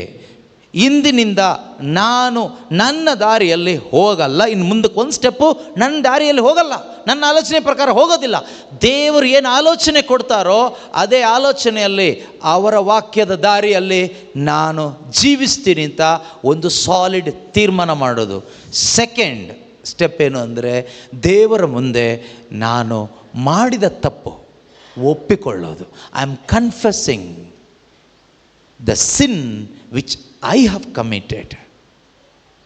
ನಾನು ಮಾಡಿದ್ದನ್ನು ದೇವರ ಮುಂದೆ ಒಪ್ಪಿಕೊಳ್ಳೋದು. ಬರೀ ಹೇಳೋದ್ರಿಂದ ಅಲ್ಲ ಪ್ರಯೋಜನ, ಈ ಡಿಸಿಷನ್ ಬೇಕು. ದೇವರು ಮೆಚ್ಕೊಳ್ಳೋದು ಡಿಸಿಷನ್, ತೀರ್ಮಾನ. ದುಂದುಗಾರ ಮಗ ಏನು ಮಾಡ್ದ? ಲೂಕನ ಶುಭ ಸಂದೇಶ 15ನೇ ಅಧ್ಯಾಯದಲ್ಲಿ ನಾವು ನೋಡ್ತೀವಿ. ಟೈಮ್ ಇಲ್ಲ, ಶಾರ್ಟಾಗಿ ಹೇಳ್ತೀನಿ. ಅವನು ತನ್ನದೇ ಆದ ದಾರಿಯಲ್ಲಿ ಹೋದ. He went in his own way. ಅವನದೇ ಆದ ದಾರಿಯಲ್ಲಿ ಹೋದ. ಆದರೆ ಅವನಿಗೆ ಒಂದು ದಿನ ಗೊತ್ತಾಯಿತು, ನನ್ನ ದಾರಿ ಯಾಕೋ ಸರಿ ಇಲ್ಲ, ಇಲ್ಲಿ ಯಾಕೋ ನೆಮ್ಮದಿ ಸಿಗ್ತಾ ಇಲ್ಲ, ಶಾಂತಿ ಇಲ್ಲ, ಸಂತೋಷ ಇಲ್ಲ, ಸಮಾಧಾನ ಇಲ್ಲ, ಬರೀ ಮರಣ ಅನುಭವಿಸ್ಲಿಕ್ಕೆ ಆಗ್ತಾ ಇದೆ, ನನಗೆ ಜೀವದ ದಾರಿ ಬೇಕು. ಆದ್ದರಿಂದ ನಾನು ನನ್ನ ತಂದೆ ಬಳಿಗೆ ವಾಪಸ್ ಹೋಗ್ತೀನಿ ಅಂತ ಮನಸ್ಸಿನಲ್ಲಿ ತೀರ್ಮಾನ ಮಾಡ್ದ. He made A decision in his mind. ಮನಸ್ಸಿನಲ್ಲಿ ತೀರ್ಮಾನ ಮಾಡ್ದ. ಬೈಬಲ್ ಹೇಳುತ್ತೆ 15:18 ಅಂತೆಯೇ ಎದ್ದು ತಂದೆಯ ಬಳಿಗೆ ಅವನು ಹೊರಟ. ತಂದೆ ಹತ್ರ ಹೋಗಿ ಅವನು ಕೇಳ್ತಾನೆ, ಅಪ್ಪ, ದೇವರಿಗೂ ನಿಮಗೂ ವಿರುದ್ಧ ನಾನು ಪಾಪ ಮಾಡಿದ್ದೀನಿ, ನಿನ್ನ ಮಗನೆನಿಸಿಕೊಳ್ಳೋ ಯೋಗ್ಯತೆ ನನಗಿಲ್ಲ. ಹಿ ಕನ್ಫೆಸ್ಡ್ ಹಿಸ್ ಮಿಸ್ಟೇಕ್, ಹಿಸ್ ಸಿನ್, ಹಿಸ್ ಅನ್ವರ್ದಿನೆಸ್. ಅವನ ಅಯೋಗ್ಯತೆಯನ್ನು, ಅವನ ಆ ಅವಸ್ಥೆಯನ್ನು ಅಪ್ಪನ ಮುಂದೆ ಅವನು ಕನ್ಫೆಸ್ ಮಾಡ್ತಾನೆ, ಒಪ್ಪಿಕೊಳ್ತಾನೆ. ಅದಕ್ಕೂ ಮೊದಲು ಅವನು ತೀರ್ಮಾನ ಮಾಡ್ತಾನೆ, ಏನಂತ? ನಾನು ಇಲ್ಲಿರಲ್ಲ, ತಂದೆ ಬಳಿಗೆ ಹೋಗ್ತೀನಿ ಅಂತ. I want be here after. ನಾನು ಇಲ್ಲಿರೋದಿಲ್ಲ. I don't want to be here in this pit. I will go back to my father's house. ನಾನು ನನ್ನ ಅಪ್ಪನ ಮನೆಗೆ ವಾಪಸ್ ಹೋಗ್ತೀನಿ. ಪ್ರೀತಿಯ ಸಹೋದರ ಸಹೋದರಿಯರೇ, ನಮಗೊಬ್ಬರು ಸ್ವರ್ಗೀಯ ತಂದೆ ಇದ್ದಾರೆ. ಒಂದು ವೇಳೆ ನಾವು ಆ ತಂದೆಗೆ ಮಕ್ಕಳಾದ ಮೇಲೆ, ವಿಶ್ವಾಸದ ಮುಖಾಂತರ ನಾವು ದೇವರ ಮಕ್ಕಳಾಗಿದ್ದೀವಿ, ಯೇಸು ಕ್ರಿಸ್ತನಲ್ಲಿಟ್ಟ ವಿಶ್ವಾಸದ ಮುಖಾಂತರ ಮಕ್ಕಳಾದಮೇಲೆ ನಾವು ತಪ್ಪು ಮಾಡಿರ್ಬೋದು, ತಪ್ಪಿ ಹೋಗಿರ್ಬೋದು. ಒಂದು ವೇಳೆ ಪೇತ್ರ ಹೇಳಿದ ಹಾಗೆ ನಾವು ತೊಳೆದ ಹಂದಿ ಕೆಸರಿಗೆ ಹೋಯ್ತು ಅನ್ನೋ ಥರ ಮತ್ತೆ ಕೆಸರಿಗೆ ಹೋಗಿರ್ಬೋದು. ಆದರೆ ದೇವರು ನಮ್ಮನ್ನು ಕೆಸರಲ್ಲೇ ಮುಚ್ಚಿ ಹಾಕುವಂಥ ದೇವರಲ್ಲ, ಮತ್ತೆ ಕೈ ಬೀಸಿ ಕರೆಯುವಂಥ ದೇವರು. Come back to me. ನೀವು ನಿಮ್ಮ ದಾರಿಯನ್ನು ಬಿಟ್ಟು ಯೇಸು ಆಗಿರುವ ದಾರಿಗೆ, ಆ ರೋಪ್ನ ಮತ್ತೊಮ್ಮೆ ಬಿಗಿಯಾಗಿ ಹಿಡ್ಕೊಳ್ಳಿಕ್ಕೆ ದೇವರು ನಮಗೆ ಅವಕಾಶ ಮಾಡಿಕೊಡ್ತಾ ಇದ್ದಾರೆ. ನಾವು ಹಿಡ್ಕೊಳ್ಳೋದಾದರೆ, ಯೇಸು ಆಗಿರುವ ಆ ಒಂದು ಹೆವೆನ್ಲಿ ರೋಪನ್ನು, ಆ ಹಗ್ಗವನ್ನು, ಸ್ವರ್ಗೀಯ ಹಗ್ಗವನ್ನು ನಾವು ಹಿಡ್ಕೊಳ್ಳೋದಾದರೆ ಹೇಗೆ, ಯಾವ ರೀತಿ ಹಿಡ್ಕೊಳ್ಳೋದು? ಈಗ ಮತ್ತೆ ಡಿಸಿಷನ್ ಮಾಡಬೇಕು, ಕನ್ಫೆಸ್ ಮಾಡಬೇಕು, ತೀರ್ಮಾನ ಮಾಡಬೇಕು, ಮಾಡಿದ್ದನ್ನು ಒಪ್ಕೋಬೇಕು ದೇವ್ರ ಮುಂದೆ. ಅದು ಏನು ತೋರಿಸುತ್ತೆ ಕೇಳಿದರೆ, ವಿಶ್ವಾಸ ತೋರಿಸುತ್ತೆ, ಬೇರೆ ಏನು ತೋರಿಸಲ್ಲ. ಅದು ಏನು ಹಾಗಾದ್ರೆ ಏನು? ಆ ತೀರ್ಮಾನ ಮಾಡೋದು, ಪಾಪ ಒಪ್ಕೊಳ್ಳೋದು ಏನು ತೋರಿಸುತ್ತೆ ಕೇಳಿದರೆ, that shows that you believe in the forgiveness of God, you believe in the love of God. It's an act of faith. Making a decision to turn away from sinful way, ಪಾಪದ ದಾರಿಯಿಂದ ದೇವರ ದಾರಿ ಕಡೆಗೆ ತಿರುಗಲಿಕ್ಕೆ ಮಾಡುವಂಥ ತೀರ್ಮಾನ ಇದೆಯಲ್ಲ, that is an act of faith. ಅದೊಂದು ವಿಶ್ವಾಸದ ಕಾರ್ಯ. ಅದೇ ರೀತಿ confessing your sins which you have committed after becoming the child of God. ದೇವರ ಮಗಳು ಆದಮೇಲೆ ಮಾಡಿರೋ ಪಾಪ ಒಪ್ಕೊಳ್ಳೋದಿದೆಯಲ್ವಾ, that is an act of faith and God pleases. ದೇವರಿಗೆ ಅದು ಸಂತೋಷ ಆಗುತ್ತೆ. ಅದಲ್ಲದೆ ನಾವು ಆರ್ಗ್ಯೂ ಮಾಡಿಕೊಂಡು ದೇವರಿಗೆಲ್ಲ ಗೊತ್ತಲ್ವಾ, ದೇವರಿಗೆಲ್ಲ ಗೊತ್ತಲ್ವಾ, ದೇವರಿಗೆಲ್ಲ ಗೊತ್ತಲ್ಲ ಅಂತ ಹೇಳ್ತಾ ಕೂತ್ಕೊಂಡ್ರೆ, ದೇವರಿಗೆಲ್ಲ ಗೊತ್ತು, ಬಟ್ ನಿನಗೇನು ಲಾಭ ಇಲ್ಲ. ದೇವರಿಗೆಲ್ಲ ಗೊತ್ತಿರೋದ್ರಿಂದ ನಿನಗೇನು ಲಾಭ? ದೇವರಿಗೆಲ್ಲ ಗೊತ್ತು, ಬಟ್ ನಿನಗೇನಾದ್ರೂ ಲಾಭ ಆಗಬೇಕಲ್ಲ. ನಿನಗೆ ಲಾಭ ಆಗಬೇಕಾದ್ರೆ ದೇವರಿಟ್ಟಿರುವ ಈ ದಾರಿಯಲ್ಲಿ ನಾವು ಹೋದರೆ ಖಂಡಿತವಾಗಿಯೂ ದೇವರು ನಮಗಾಗಿ ಇಟ್ಟಿರುವ ಎಷ್ಟೋ ಒಳ್ಳೆಯದಿದೆ. ಈ ಪ್ರಪಂಚದಲ್ಲೂ ಕೂಡ ಇದೆ, ಆಯಿತಾ? ನೀವು ತಿಳ್ಕೊಬೇಡಿ ಪ್ರಪಂಚದಲ್ಲಿ ಹಾಗಾದರೆ ನಮ್ಗೆ ಏನೂ ಒಳ್ಳೆಯದೇ ಇಲ್ವಾ ಅಂತ. ಬೇಕಾದಷ್ಟು ಒಳ್ಳೆಯದು ದೇವರ ದೃಷ್ಟಿನಲ್ಲಿ, ದೇವರ ಇಚ್ಛೆ ಪ್ರಕಾರ ಒಳ್ಳೆಯದು ಅವ್ರ ಮಕ್ಕಳಿಗಾಗಿ ದೇವರು ಇಟ್ಟಿದ್ದಾರೆ. ಆದರೆ ನಾವು ನಮ್ಮ ದಾರಿನಲ್ಲಿ ಇರೋದ್ರಿಂದ ಅದು ಸಿಗ್ತಾ ಇಲ್ಲ. ನಾವು ಒಳ್ಳೇದು ಹುಡುಕ್ತಾ ಇದ್ದೀವಿ, ದೇವ್ರನ್ನ ಹುಡುಕ್ತಾ ಇಲ್ಲ. ಒಳ್ಳೇದು ಹುಡುಕೋದು ನಿಲ್ಲಿಸಿ ದೇವ್ರನ್ನ ಹುಡುಕಿ, ಆಗ ಒಳ್ಳೇದು ನಿಮ್ಮ ಹಿಂದೆ ಬರುತ್ತೆ. ದೇವರು ಏನು ಒಳ್ಳೇದು ಇಟ್ಟಿದ್ದಾರೋ ಅದು ನಿಮ್ಮ ಹಿಂದೆ ಬರುತ್ತೆ, ಆಯಿತಾ? ಅದಕ್ಕೆ ಒಂದು ಸ್ಟೆಪ್ ಇವತ್ತು ನಾವು ಇಡೋಣ. ಒಳ್ಳೆ ರೀತಿಯಲ್ಲಿ ಮಾಡಿರೋ ತಪ್ಪುಗಳಿಗೆ ಪಶ್ಚಾತ್ತಾಪ ಪಟ್ಟು ದೇವರ ಮುಂದೆ, ಮನುಷ್ಯನ ಮುಂದೆ ಅಲ್ಲ, ದೇವರ ಮುಂದೆ, ಆಯಿತಾ? ಮನುಷ್ಯನ ಮುಂದೆ ಅಲ್ಲ ಅಂತ ಹೇಳಿದ ತಕ್ಷಣ ಮನುಷ್ಯನ ಮುಂದೆ ಪಶ್ಚಾತ್ತಾಪ ಇರೋವಂಥದ್ದು ವಿಷಯಕ್ಕೆ ಮನುಷ್ಯನ ಮುಂದೆ ಪಡಲೇಬೇಕು. ಈಗ ಗಂಡ ಹೆಂಡತಿ ಸಂಬಂಧ ಗಲಾಟೆ ಮಾಡ್ಕೊಂಡು ಬಂದಿದ್ದೀರಿ, ನೀವು ದೇವ್ರ ಮುಂದೆ ಪಾಪ ಎಲ್ಲ ಒಪ್ಕೊಂಡು ಹೋದರೆ ಆಗೋದಿಲ್ಲ. ನೀನು ಹೋಗಿ ನಿನ್ನ ಹೆಂಡತಿ ಅಥವಾ ಗಂಡನ ಮುಂದೆ ನಿನ್ನ ಪಾಪ ಒಪ್ಕೋಬೇಕು. ಒಬ್ಬರಿಗೊಬ್ಬರು ಪಾಪ ಒಪ್ಕೊಳ್ಳಿ ಅಂತ ಬೈಬಲ್ ಹೇಳುತ್ತೆ. ಸಂಧಾನವಾಗಲಿಕ್ಕೆ ದೇವರು ಹೇಳ್ತಾರೆ. ಅದು ಬಿಟ್ಬಿಟ್ಟು ನಾನು ಕನ್ಫೆಷನ್ ಮಾಡಿ ಬಂದಿದ್ದೀನಿ, ಎಲ್ಲ ಪಾಪ ದೇವ್ರಿಗೆ ಒಪ್ಪಿಸ್ಬಿಟ್ಟಿದ್ದೀನಿ ಅಂತ ಹೇಳಿ ಸ್ಟೈಲಾಗಿ ಜೇಬಿ ಕೈ ಹಾಕೊಂಡು ಓಡಾಡಿದರೆ ಎಲ್ಲ ಒಳ್ಳೇದಾಗುತ್ತೆ ಅಂತ ತಿಳ್ಕೊಬೇಡ, ಆಗಲ್ಲ. ಮನುಷ್ಯರ ಜೊತೆಗೆ ಎಲ್ಲಿ ನೀನು ಸಂಬಂಧಗಳು ಹಾಳು ಮಾಡ್ಕೊಂಡಿದೆಯೋ, ನಿನ್ನ ಸ್ವಾರ್ಥದ ನಿಮಿತ್ತ, ನಿನ್ನ ಪಾಪದ ನಿಮಿತ್ತ, ಬೇರೆಯವ್ರದಿಂದ ಅಲ್ಲ, ನಿನ್ನ ಸ್ವಾರ್ಥದ ನಿಮಿತ್ತ, ನಿನ್ನ ಪಾಪದ ನಿಮಿತ್ತ ಎಲ್ಲಿಯಾದರೂ ನೀನು ಸಂಬಂಧ ಹಾಳು ಮಾಡ್ಕೊಂಡಿದ್ದಿದ್ರೆ, ನಿನ್ನಿಂದ ಇನ್ನೊಬ್ಬರು ದುಃಖದಲ್ಲಿ ಇದ್ದವರಿದ್ದರೆ ನೀನು ಹೋಗಿ ಅವ್ರ ಜೊತೆಗೆ ಸಂಧಾನ ಆಗಲೇಬೇಕು. ಯಾಕಂದ್ರೆ ನೀನು ದೇವ್ರ ಮಗ, ನೀನು ದೇವ್ರ ಮಗಳು, ನಿನಗೆ ದೇವರಲ್ಲಿ ವಿಶ್ವಾಸ ಇದೆ. ಅದನ್ನು ಕಾರ್ಯರೂಪದಲ್ಲಿ ತೋರಿಸ್ಬೇಕು. ಆಗ ದೇವರಿಗೆ ನಮ್ಮ ಜೀವನ ಮೆಚ್ಚುಗೆ ಆದ ಜೀವನ ಆಗ್ತದೆ. ಎದ್ದು ನಿಂತ್ಕೊಳ್ಳೋಣ, ಪ್ರಾರ್ಥಿಸೋಣ. ಪ್ರೀತಿಮಯ ತಂದೆಯಾದ ದೇವರೇ, ನಾವೆಲ್ಲರೂ ನಮ್ಮ ದಾರಿಯಲ್ಲಿ ನಾವು ಹೋಗ್ತಾ ಇದ್ವಿ. ದಾರಿ ತಪ್ಪಿ ಹೋದ ಕುರಿಗಳ ಹಾಗೆ ನಾವೆಲ್ಲರೂ ನಮ್ಮದೇ ದಾರಿಯನ್ನು ಹಿಡಿದು ಹೋಗುತ್ತಿರುವಾಗ, ಒಳ್ಳೆಯ ಕುರುಬನಾದ ಪ್ರಭು ಯೇಸುವೆ, ನೀವು ಬಂದು ಸ್ವರ್ಗದ ದಾರಿಯನ್ನು ನಮಗೆ ತೋರಿಸಿಕೊಟ್ರಿ. ಆದರೂ ಕೂಡ ಆ ಸ್ವರ್ಗದ ದಾರಿಗೆ ಹೆಜ್ಜೆ ಇಟ್ಟ ನಾವು ಮತ್ತೆ ಲೋಕದ ದಾರಿಗೆ ಮರಳಿ ಹೋಗಿದ್ದೇವೆ. ನಮ್ಮನ್ನು ಕ್ಷಮಿಸಿರಿ ಯೇಸುವೆ. ಎಷ್ಟೋ ಬಾರಿ ನಾವು ಆ ಪರಲೋಕದ ದಾರಿಯಿಂದ ಬೇರ್ಪಟ್ಟು ಲೋಕದ ದಾರಿಗೆ ಮತ್ತೆ ಮತ್ತೆ ಯಾವ ರೀತಿ ತೊಳೆದ ಹಂದಿ ಮತ್ತು ಕೆಸರಿಗೆ ಹೋಗ್ತದೆಯೋ ಅದೇ ರೀತಿ ನಾವು ಹೋಗಿದ್ದೇವೆ. ಸಾರಿ ಲಾರ್ಡ್, ಕ್ಷಮಿಸಿರಿ ಕರ್ತನೆ. ಈ ದೇಹದ ಮುಖಾಂತರ ಅನೇಕ ಪಾಪಗಳನ್ನ ಮಾಡಿದ್ದೇವೆಪ್ಪ. ಇನ್ನು ಮುಂದೆ ಈ ದೇಹ ನಿಮ್ಮ ಮಹಿಮೆಗಾಗಿ ಎಂದು ಸಮರ್ಪಿಸಿ ಕೊಟ್ಟಿದ್ದರೂ ಕೂಡ ಎಷ್ಟೋ ಬಾರಿ ಈ ದೇಹದ ಮುಖಾಂತರ ಎಷ್ಟೋ ಪಾಪಗಳನ್ನು ಮಾಡಿದ್ದೇವೆ. ನಮ್ಮನ್ನು ಕ್ಷಮಿಸಿರಿ. ಇನ್ನು ಮುಂದೆ ನಾವು ನಮ್ಮ ದಾರಿಯಲ್ಲಿ ನಡೆಯದೆ ಯೇಸುವೆ, ಮಾರ್ಗ ನಾನೇ ಎಂದು ನುಡಿದ ನಿಮ್ಮ ದಾರಿಯಲ್ಲಿ ನಿಮ್ಮನ್ನು ಹಿಂಬಾಲಿಸುತ್ತಾ, ಬೆಳಕಾದ ನಿಮ್ಮನ್ನು ಹಿಂಬಾಲಿಸುತ್ತಾ ಬೆಳಕಿನ ದಾರಿಯಲ್ಲಿ ನಡೆಯಲು ಬೇಕಾದ ಸಹಾಯವನ್ನು ನಮಗೆ ನೀಡಿರಿ. ಪವಿತ್ರಾತ್ಮರೇ, ನಮಗೆ ಸಹಾಯ ಮಾಡಿರಿ. ಯೇಸು ಮಾರ್ಗದಲ್ಲಿ ನಮ್ಮನ್ನು ನಡೆಸಿರಿ. ಯೇಸು ಮಹಿಮೆಗಾಗಿ ನಮ್ಮನ್ನು ನಡೆಸಿರಿ. ನಮ್ಮ ಜೀವಿತದ ಮುಖಾಂತರ ದೇವರಿಗೆ ಮಹಿಮೆ ಆಗಲಿ. ಯೇಸು ನಾಮ ಮಹಿಮೆ ಹೊಂದಿಕೊಳ್ಳುವಂತೆ ಆಗಲಿ. ನಮ್ಮ ತಪ್ಪಾದ ಜೀವನದಿಂದ, ನಡವಳಿಕೆಯಿಂದ ಯೇಸುವಿನ ನಾಮಕ್ಕೆ ಎಷ್ಟು ಅವಮಾನ ಮಾಡಿದ್ದೇವೆ. Sorry Jesus for bringing dishonour to your name. Sorry Jesus for bringing insult to your name. As Christians, ಕ್ರೈಸ್ತರಾಗಿದ್ದು ಯೇಸುವೇ, ನಿಮ್ಮ ನಾಮಕ್ಕೆ ಎಷ್ಟು ರೀತಿಯಲ್ಲಿ ಅವಮಾನ ತಂದಿದ್ದೇವೆ. Sorry Lord. ನೀವು ನಮಗೆ ಕೊಟ್ಟಂಥ ಒಳ್ಳೆಯ ಪರಿಶುದ್ಧವಾದ ಜೀವನವನ್ನು ಕಾಪಾಡಿಕೊಳ್ಳಲಿಲ್ಲಪ್ಪ. ಮತ್ತೆ ಮತ್ತೆ ಅನೇಕ ರೀತಿಯಲ್ಲಿ ತಪ್ಪು ಮಾಡಿದ್ದೇವೆ. ಆದರೂ ನಿಮ್ಮ ಕರುಣೆಯಲ್ಲಿ, ಅಚಲವಾದ ಪ್ರೀತಿಯಲ್ಲಿ ನಂಬಿಕೆ ಇಟ್ಟು ಮರಳಿ ಬಂದಿದ್ದೇನೆ. Thank you Lord. ನಮ್ಮನ್ನು ಸ್ವೀಕಾರ ಮಾಡುವ ಒಳ್ಳೆಯ ತಂದೆಯೇ, ನಿಮಗೆ ಸ್ತೋತ್ರ, ನಿಮಗೆ ಸ್ತೋತ್ರ. ಯೇಸು ನಾಮದಲ್ಲಿ ಪ್ರಾರ್ಥಿಸ್ತಾ ಇದ್ದೇವೆ. ಆಮೇನ್.